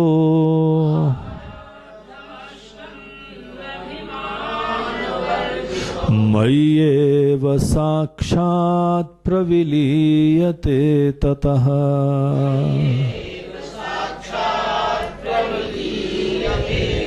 तो मोटे तौर से ये पूरा हमको ओम की प्रयोग करने के माध्यम से जो ध्यान की प्रक्रिया बताई भगवान ने, उसके थोड़े डिटेल देते हैं यहाँ पर। बोलते हैं अल्टीमेटली तो पूरे विश्व को लपेट के ही विलीन करना चाहिए। जब पूरे जगत का ही विलय तुमको करना है तो ओम से पहले पूरे जगत को, अ से स्थूल, उ से जो है सूक्ष्म और म से कारण। तो पूरा स्थूल जगत, सूक्ष्म जगत, कारण जगत सबको लपेट लो ओम में। अब ब्रह्मांड शब्द मत बोलना, ओम बोलना। ओम मतलब पूरा जगत, स्थूल सूक्ष्म कारण जगत। अगर पूरे जगत को एक ही बार में बोलना चाहते हो, उसके लिए वर्ड है ओम। 3 मात्राएं हैं और तीनों चीजों का वो यहां पे संकेत कर रही हैं। जिस समय तुमने इसके साथ एसोसिएशन कर लिया और ओम लीन होता है तो जगत लीन हो जाएगा। कितनी आसानी से जगत को लीन करने का तरीका है, ओम की तीनों मात्राएं स्थूल सूक्ष्म और कारण सृष्टि के साथ जोड़ दो। जब भी आ बोलो तो स्थूल सृष्टि, जब भी वो मन में लाओ तो फिर सूक्ष्म सृष्टि, जहां मकार लाओ तो कारण सृष्टि। और ओम के साथ तुम स्थूल सूक्ष्म कारण एक ही साथ ग्रहण कर सकते हो। और जहां ओम शांत हुआ तो क्या शांत हुआ? जगत पूरा विश्वम प्रविलापयेत, पूरा जगत लीन हो जाएगा। बस इसका अभ्यास करना होता है। अनेकों संत लोग हैं जहां ओम का बोला समाधि में चले जाते हैं, इतनी शीघ्र सब खत्म हो जाता है, मन से साफ हो जाता है और केवल जगत अधिष्ठान शेष रहता है, वो आत्म तत्व शेष रहता है। तो इस चीज का अभ्यास बहुत ही महत्वपूर्ण होता है।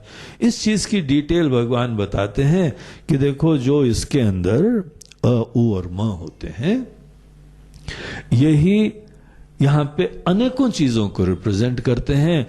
ये स्थूल सूक्ष्म कारण शरीर को रिप्रेजेंट करते हैं।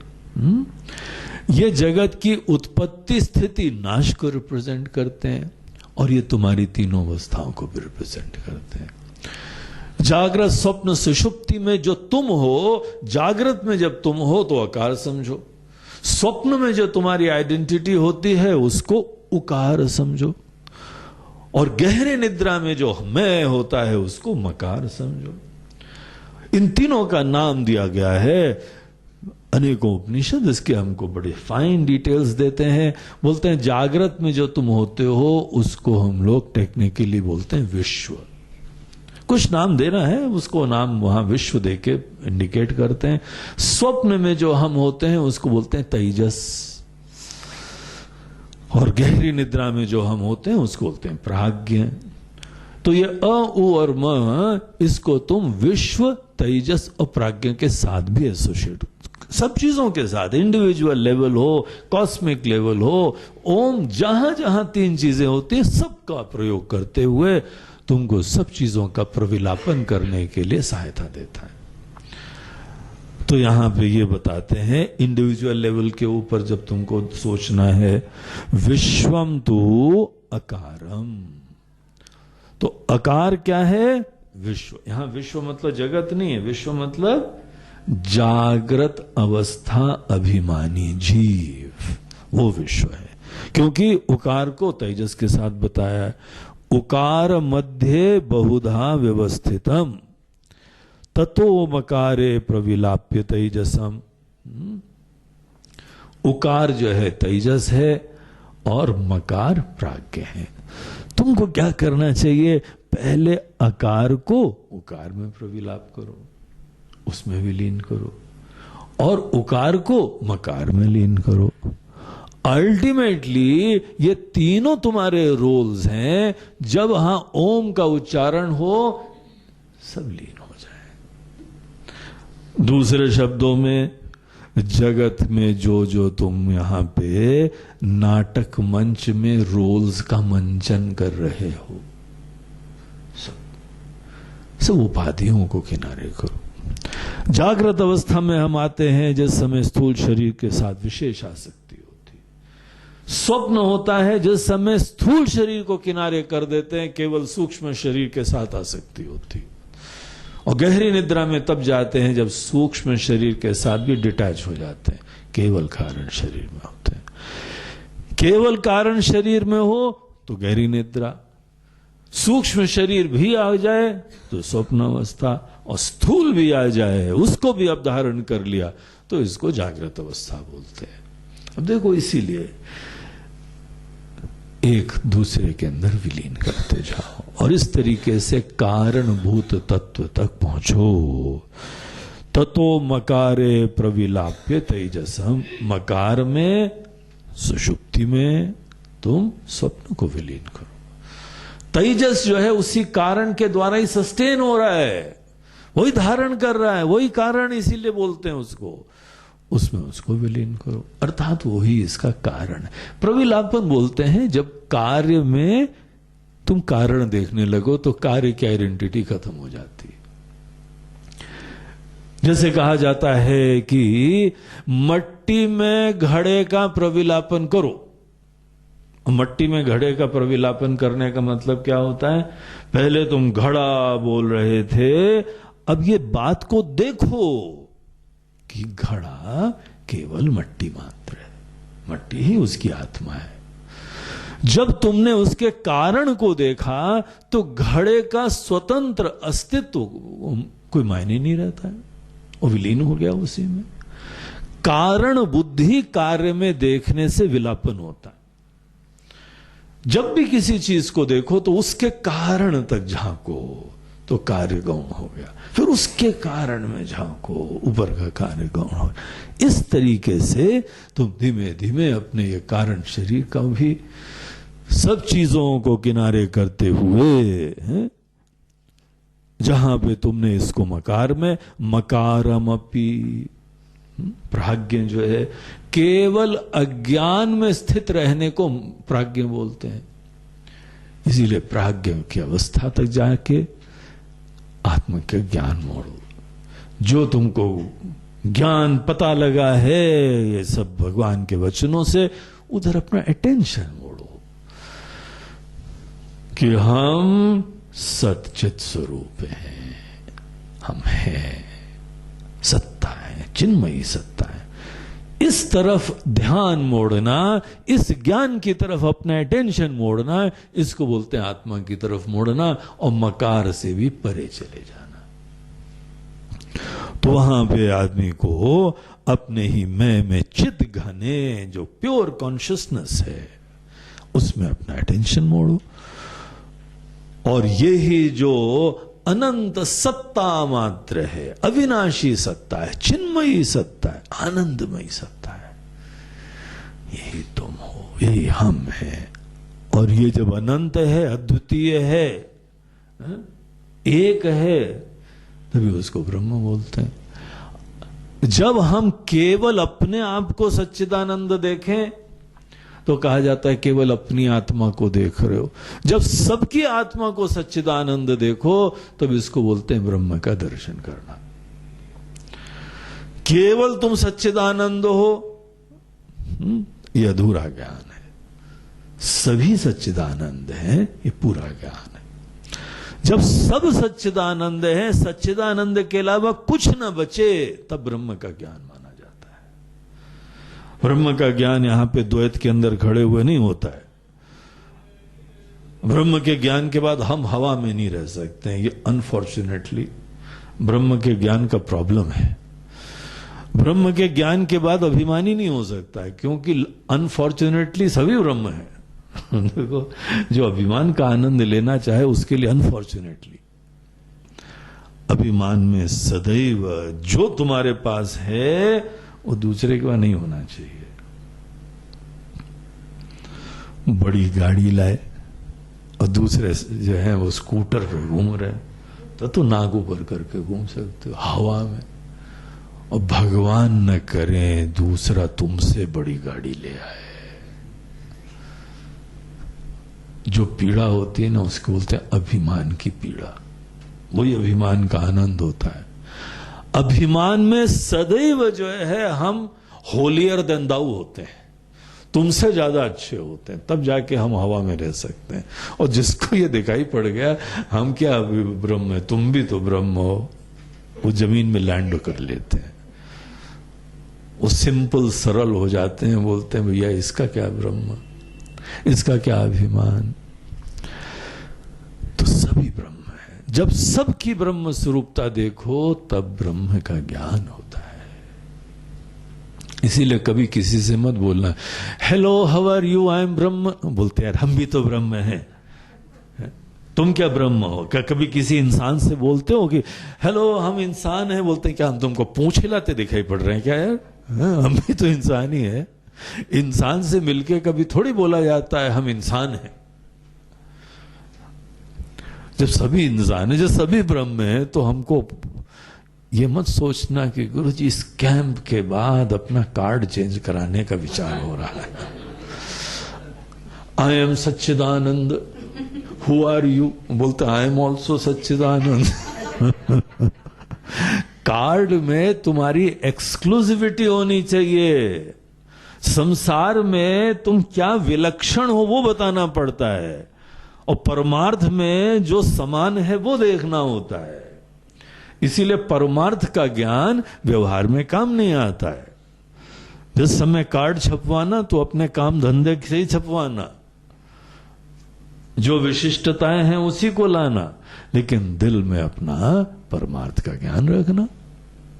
दिल में परमार्थ का ज्ञान हो, बाहर व्यवहार में अपने रोल का स्वाभिमान हो, तो आदमी राम जी की तरह लीला करता है। सदैव अपने अंदर अपनी पूर्णता का ज्ञान है और कोई भी काम करा लो, अब कोई समस्या ही नहीं है। तो व्यवहार में ये चीजें बोलने की नहीं है, इसीलिए भगवान कभी बोलते नहीं है किसी को हम ब्रह्म है। भगवान जानते हैं ये भी ब्रह्म है, ये बेचारा जान नहीं रहा हो तो ये अलग बात है। ये तो सभी ब्रह्म है। जब सबकी आत्मा को देखो तब ब्रह्म का ज्ञान होता है। केवल अपनी सच्चिदानंद का ज्ञान प्राप्त करने से ब्रह्म ज्ञान नहीं होता है। तब तो अभिमान की अभी तक संभावना बची हुई है, क्योंकि तुम ही ब्रह्म के ज्ञान में हो, बाकी सब तो संसारी लोग हैं, मूर्ख भटकते हुए। अगर ऐसा तुम देख रहे हो तो तुम्हारा ब्रह्म का ज्ञान तुमको शांत नहीं करेगा, तुमको अभी कृतार्थ नहीं करेगा, तुम्हारी नाक अभी भी ऊपर रहेगी। इसीलिए सबकी ब्रह्म स्वरूपता देखो। इसीलिए तो बोलते हैं पूरे ब्रह्मांड को लपेट लो और सबको लीन करो। सर्व कारणे, सबका कारण है ये। तो इस तरीके से विज्ञान द्रंग मुक्त उपाधि तो अमला, वैसी विज्ञान की दृष्टि, ज्ञान की दृष्टि, उसकी साक्षात अप्रोक्ष अनुभूति, अपने बारे में पूर्णता का साक्षात्कार कर रहा है।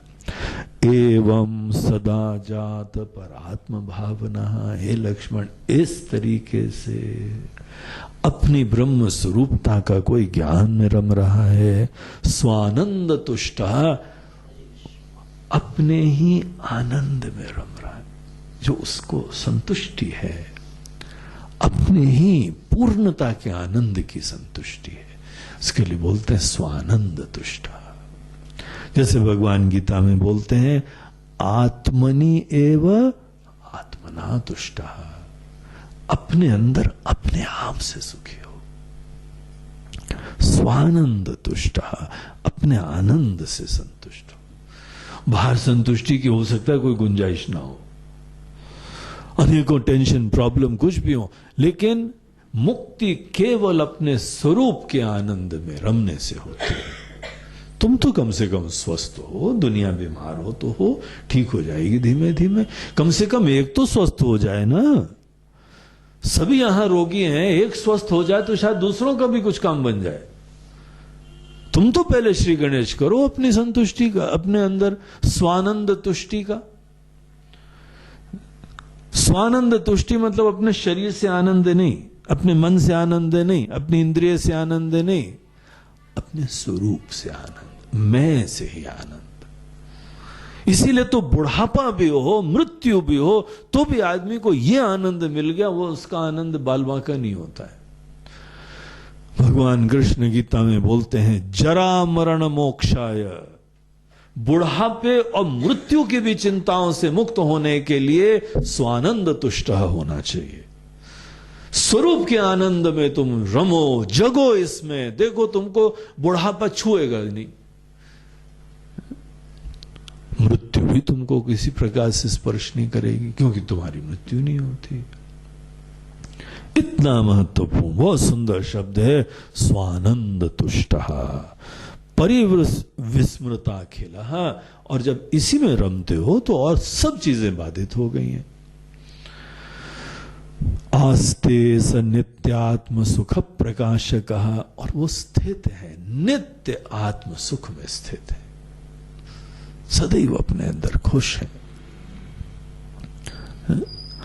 ऐसा जो है प्रकाशमय सुख है। आत्मा का जो आनंद होता है ना, ये विषय आनंद से बहुत डिफरेंट होता है।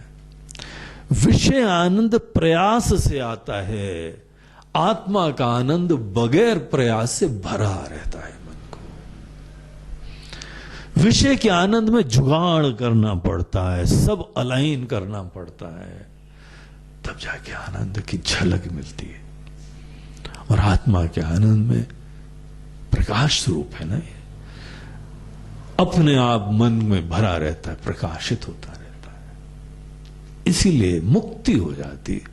अब आनंद की प्राप्ति की भी चेष्टा नहीं है। नित्यात्म सुख प्रकाशक, ये प्रकाशित हो रहा है आनंद। साक्षात विमुक्तो अचल वारी सिंधुवत, हे लक्ष्मण ये लोग जो हैं साक्षात विमुक्त हैं। अब वो खुद जानते हैं कि हम मुक्त हैं। अपने आप को सच्चिदानंद समझो तो मुक्ति हो गए ना, शरीर समझो तो मरो, मन समझो तो दुखी हो गए, जीव समझो तो एकदम पीड़ित हो गए। और ये तुम ही अपनी तरफ समझ रहे हो कि भगवान थोड़ी बोल रहे हैं, भगवान तो तुमको ज्ञान प्राप्त करने के लिए बोल रहे हैं। ये तुम्हारा सपना है, तुम्हारा मोह है, उसकी कीमत चुकाते हैं। जो अपने ही वास्तविकता में जगता है सब विलीन कर देता है, इसी में रमता है, इसको आत्मसात कर लेता है, इसको हृदयान्वित कर लेता है। साक्षात विमुक्तो वो स्वस्थ लोग होते हैं लक्ष्मण। अचल वारी सिंधुवत, वो आनंद के असीम अनंत सागर होते हैं। वारी बोलते हैं जल को, वारी सिंधुवत जल की राशि, अनंत अखंड, वो सागर जैसे होते हैं। कहां हम लोग जो है आनंद की एक झलक प्राप्त करने के लिए, झलक दिखला जा, एक झलक दिखला जाओ, यहां बोलते हैं ये तुम्हारे पास पूरा सागर रास्ता देख रहा है, तुम बेवकूफों की तरह झलक दिखला जा। देखो अज्ञान से कितनी भयंकर पीड़ा होती है, क्या स्टुपिड जीवन हो जाता है। तो इस आनंद के सागर में जगो। एवं सदा अभ्यस्त समाधि योगिनः, जो सदैव ऐसा फिर अभ्यास करता है, और एक बार रस लग जाए ना फिर उसको बोलना नहीं पड़ता है। गुरुजी कितनी देर तक करें? क्या प्रपंची लोग कभी बोलते हैं कि कितनी देर तक प्रपंच करें? दो महिलाएं बैठ के गड़बड़ गड़बड़ गड़बड़ गड़बड़ गड़बड़ गड़बड़ बड़बड़ बड़बड़ बड़बड़ लगाए हुए हैं, क्या घड़ी रख के बात करती क्या? वहां पे तुम घड़ी नहीं रखते हो तो ध्यान में क्या घड़ी रख के बैठते हो? एक सज्जन हम ही को घड़ी दे गए, गुरुजी आधे घंटे बाद ये टुंग टुंग टुंग करने लगे अपने आपको पता लग जाएगा उठने का टाइम हो गया है। एक महात्मा जी बता रहे थे, महाराज जी हमारे पास अनेकों लोग आते हैं, पहले मंत्र लेते हैं, बोलते हैं गुरुजी कितनी देर तक जपते हैं? हम बोला चालू तो करो, बंद कब करना है वो बाद में पूछना। अभी चालू करा नहीं है, बंद पहले करने का प्रश्न करते। तो जब तक रस नहीं है तब तक आदमी पूछता है, कोई बात नहीं, लेकिन जब किसी चीज का भी रस आ जाता है तो देखो समय रुक जाता है। एवं सदा अभ्यस्त, अब तो इनको लगन लग गई है उस चीज की, तो सदा ही इसमें रमा करते हैं। और ये तब तक करना चाहिए जब तक ये सहज ना हो जाए। अभ्यास तब तक करना चाहिए जब तक जैसे देहात्म बुद्धि है ना उतनी दृढ़ हमारी ब्रह्म बुद्धि ना हो जाए। तब तक सब चीजों को गौण समझ के केवल अपने आप को स्वस्थ करने के लिए गांठ बांध के इसके पीछे लगे रहो, कुछ नहीं करना है। दूसरा कोई काम सोचो भी मत, बीमार होके करने से क्या मतलब है? स्वस्थ होना पहले। एवं सदाभ्यस्त समाधि योगिनो निवृत्त सर्वेंद्रिय गोचर से ही, उसको कोई विषयों के चिंता ही नहीं होती है, फिर कोई डिस्ट्रैक्शन ही नहीं होता है उसको। कोई आवाज आ रही, कोई ये आ रही, कोई आ गया, कोई मेहमान आ गए, कोई ये आ गया, कोई खाना पीना, कुछ नहीं। खाने में क्या मिला? बोलते हैं कुछ भी हो जाए, सूखी रोटी चलेगी, चने भिगो लिए हैं वही वो खा लेंगे। ये नहीं है कि आज ध्यान व्यान करा है गुरुजी, आज तो कुछ मिठाई हो जाए, आज तो लास्ट दिन अगर आइसक्रीम हो जाए तो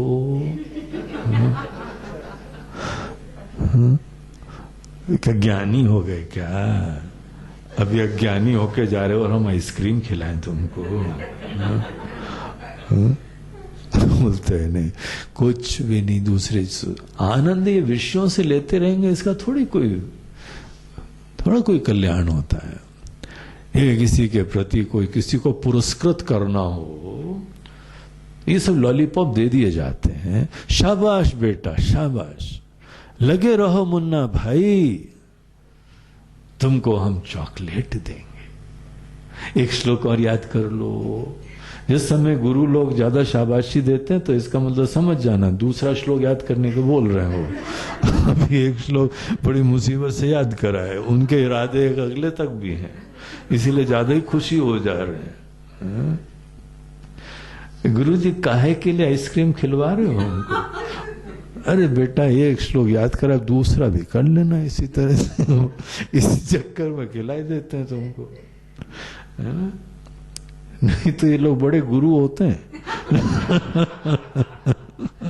भगवान जब जब अर्जुन की तारीफ करते हैं ना, उसके बाद सदैव एक कठिन श्लोक आता है। पूरी गीता में नोट कर लेना, जहां बोला हे महाबाहो अर्जुन फूले नहीं समय, फट से कठिन श्लोक आता है। अब इतनी हवा में है, ये भी नहीं बोल सकते कठिन है। ये गुरु लोग बड़े गुरु होते हैं भाई। इसीलिए इनकी तारीफ से भी बच के रहना और इनके गुस्से से भी बच के रहना, कुछ मतलब नहीं। इनकी कुछ और ही गणित चला करती है।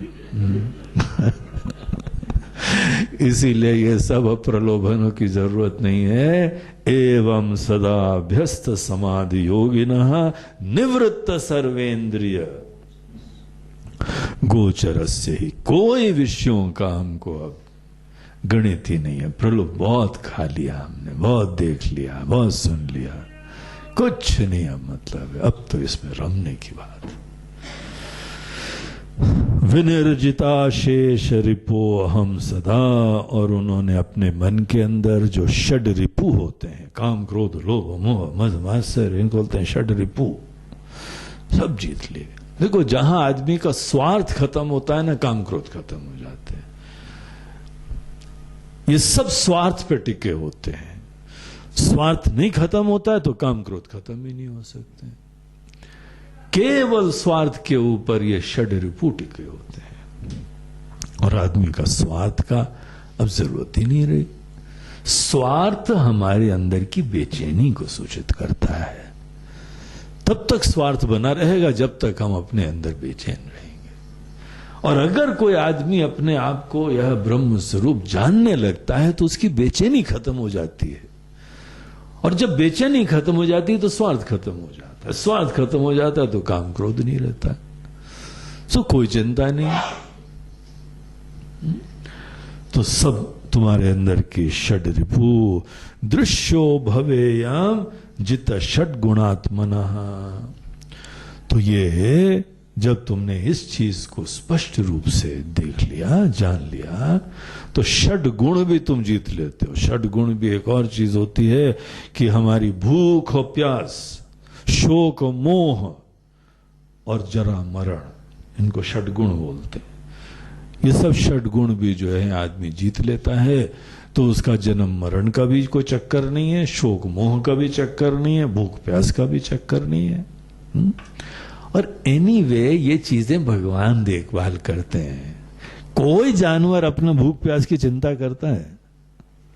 केवल इंसान ही वही अपने अज्ञान से करता है। ये कोई चिंता की बात नहीं है। निश्चिंत रहो, प्रेम से रहो। देखो तुम सबके लिए विभूषण हो जाओगे और सबकी सब देखभाल तुम्हारी करेंगे, उनका सौभाग्य हो जाता है। कोई प्रेमी घर में होता है, कौन उसकी देखभाल नहीं करता है? और ये तो सबके कल्याण की बात चाहते हैं। तुमको चिंता करने की जरूरत कुछ नहीं होती। तो इस तरीके से ये लोग सब चीजें जीत के अपने अंदर रम रहे हैं। इस प्रसंग का अंतिम श्लोक था कि ध्यात्वा एवं आत्मानम अहर्निशम मुनि। अहर्निशम मतलब दिन रात। अह दिन, निशम रात। अहर्निशम दिन रात, लेटे लेटे यही सोचो, क्या बात है, हम सच्चिदानंद है। क्या चक्कर, भयंकर सपना चल रहा था कि हम शरीर हैं। क्या दुस्वप्न चल रहा था कि हम ये जीव हैं। ऐसा जीवन के अंदर यह अध्याय था, भयावह अध्याय, पीड़ादायक अध्याय। उठते बैठते सोते जागते केवल अहर्निशम मुनि। मुनि बोलते हैं जो मनन करता है, जो खूब चिंतन मनन करता है, उसको मुनि बोलते हैं। तिष्ठेत सदा मुक्त समस्त बंधन, और सदैव मुक्त होके जीना सीखो। भूल से भी ये अपने आप को शरीर मन बुद्धि उपाधि मत समझना। तिष्ठेत सदा मुक्त समस्त बंधन प्रारब्धमश्नन। महाराज जी सब इसी में हम रमते जाएंगे तो फिर हमारी जीवन का क्या होगा। हमारी खान पीन इज्जत मान प्रतिष्ठा। बोलते हैं उस समय तुम पहले स्वस्थ हो जाओ, उसके बाद फिर जो भी आए तुम खुश रहना। और हम ये नहीं बोलते बुद्धिमत्ता से मत करना। अरे तो अब तो तुम बहुत अच्छे बुद्धिमान हो जाओगे, तुम्हारी बुद्धि भी अच्छी हो गई होगी, तुम्हारा मन भी अच्छा हो गया होगा, तुम्हारा शरीर भी अच्छा हो गया होगा, तुम्हारे तनाव खत्म हो गए होंगे, तुम्हारी बीपी खत्म हो गई होगी, ब्लड प्रेशर ये वो, और खाना कम खाओगे शुगर भी कम हो जाएगी। जब केवल चने खा खा के तुमने ध्यान कराए तो कहा शुगर, वो तो चॉकलेट खा खा के तो शुगर बढ़ी है हमारी। जब केवल चने खाने लगेंगे तो काहे की शुगर होगी हमको। तो शुगर भी बढ़िया हो चुकी होगी और तुम्हारी जो है वह बीपी नहीं होगी, वेट भी कम हो चुका होगा, घुटने में दर्द भी कम हो गया होगा। देयरफॉर नहीं तो बेचारे घुटनों पे सोचो, 1 क्विंटल का वजन है, उसके लिए बनाए ही नहीं गए, और दर्द नहीं होगा तो और क्या होगा भैया। लेकिन ऐसी साधना भजन करते हुए वेट भी ठीक हो गया होगा, मन तो हो ही गया अच्छा, चंगा हो गया है मन। बुद्धि तो बहुत ही बुद्धिमान हो गई है। अब जब बुद्धि भी अच्छी, मन भी अच्छा, शरीर भी अच्छा, अकल भी अच्छी, इंटेंशन भी अच्छे, जो भी फिर उसके उपरांत आंदो भगवान, आंदो, जिसको भी आना है आंदो। अब निस्वार्थ निश्चिंत होकर आदमी का जीवन होता है, इसीलिए उसको शॉर्ट में कहा जाता है जो प्रारब्ध आता है भोग लेना। अरे तुम जहां रहोगे सबका आशीर्वाद हो जाएगा भाई। वहां छोटी मोटी प्रॉब्लम का सोचना ये तो कल्पना के बाहर है। प्रारब्धमश्नन अभिमान वर्जिता। और बहुत अच्छी तरह ध्यान रखना, तुम ही केवल ब्रह्म नहीं हो, सभी ब्रह्म है। इसलिए हवा में मत रहना। ब्रह्म ज्ञानी आए हैं, अरे ब्रह्म ज्ञानी आए क्या यार, हम भी ब्रह्म स्वरूप हैं। महाराज जी जरा टोन कम करो अपना, हम भी ब्रह्म स्वरूप हैं। कोई अभिमान हवा में नहीं बात करना। हवा तुम्हारा ज्ञान दिखाता है भैया। जिसके अंदर अभिमान है उसके अंदर ज्ञान ही है, क्या बोले। इसीलिए अभिमान नहीं करना, हवा में मत रहना। हवा में जो जो उड़ता है धड़ाम से गिरता है, इसलिए जमीन पे रहो तो सुखी रहोगे। गिरने के चांस ही नहीं होंगे। अभिमान वर्जिता मय्येव साक्षात प्रविलीयते ततः। और खुद ही ब्रह्म स्वरूप है, और ब्रह्म स्वरूप लीन ही हो गए ब्रह्म में। बाद में हमारे पास ही और भी शरीर भी तो थोड़े दिन में प्रारब्ध खत्म हो जाएगा। थोड़े दिन का उनका एक मिशन है। हमने उनको दूसरों के ऊपर कृपा करने के लिए, अपना कोई काम करने, भगवान जो सृष्टा है ना, उनके भी कोई काम के लिए शरीर होता है, केवल हमारे लिए नहीं होता है। तो जो भी उनका काम है वो काम वाम हो जाएगा, तो उसके उपरांत इनका शरीर विलीन हो जाएगा और हमारे पास आते हैं। इसीलिए जब ज्ञानी का देहांत होता है तो बोलते हैं ब्रह्मलीन हो गए। और कोई आदमी धर्मात्मा का शरीर शांत होता है तो बोलते हैं स्वर्गीय हो गए। और जब कोई पापी का होता है तो बोलते हैं नरक लीन हो गए। तो नरक ही जाएंगे और कहाँ जाएंगे। यहाँ पर भी नरक बना रखा था, वो जहां जाएंगे नरक होएगा। वो तो जहां पर भी कोई पापी जाता है तो बोलो ये लोग नरक लीन हो गए। लेकिन हम लोग किसी का अपमान मरने वाले का नहीं करते हैं, इसीलिए बोलते नहीं हैं। लेकिन बस बोल देते हो लीन हो गए, बाकी समझ जाओ कि इसमें लीन हो गए। हमने ब्रह्मलीन नहीं बोला, हमने स्वर्गीय भी नहीं बोला, केवल लीन बोला है, बाकी तुम समझदार हो। कहाँ लीन हो गए? तो वो लीन हो गए। तो बाकी जो ये लोग हैं साक्षात आनंद के धाम हैं, तो आनंद में ही रम रहे हैं, वो ही जाते हैं। इस तरीके से ये यहाँ पे बहुत अद्भुत ध्यान का प्रसंग भगवान राम जी ने लक्ष्मण जी को बताया। बड़ा मननीय है, बड़ा सुंदर है, बड़ा अद्भुत है। सब हमारे ध्यान व्यान के अनेकों शोक मोह सब भंग हो गए होंगे, ये उम्मीद है। लेकिन अगर आप असंगता से सुन रहे थे तो दोबारा पुनः पधारिएगा। हम पुनः सुनाएंगे आपको।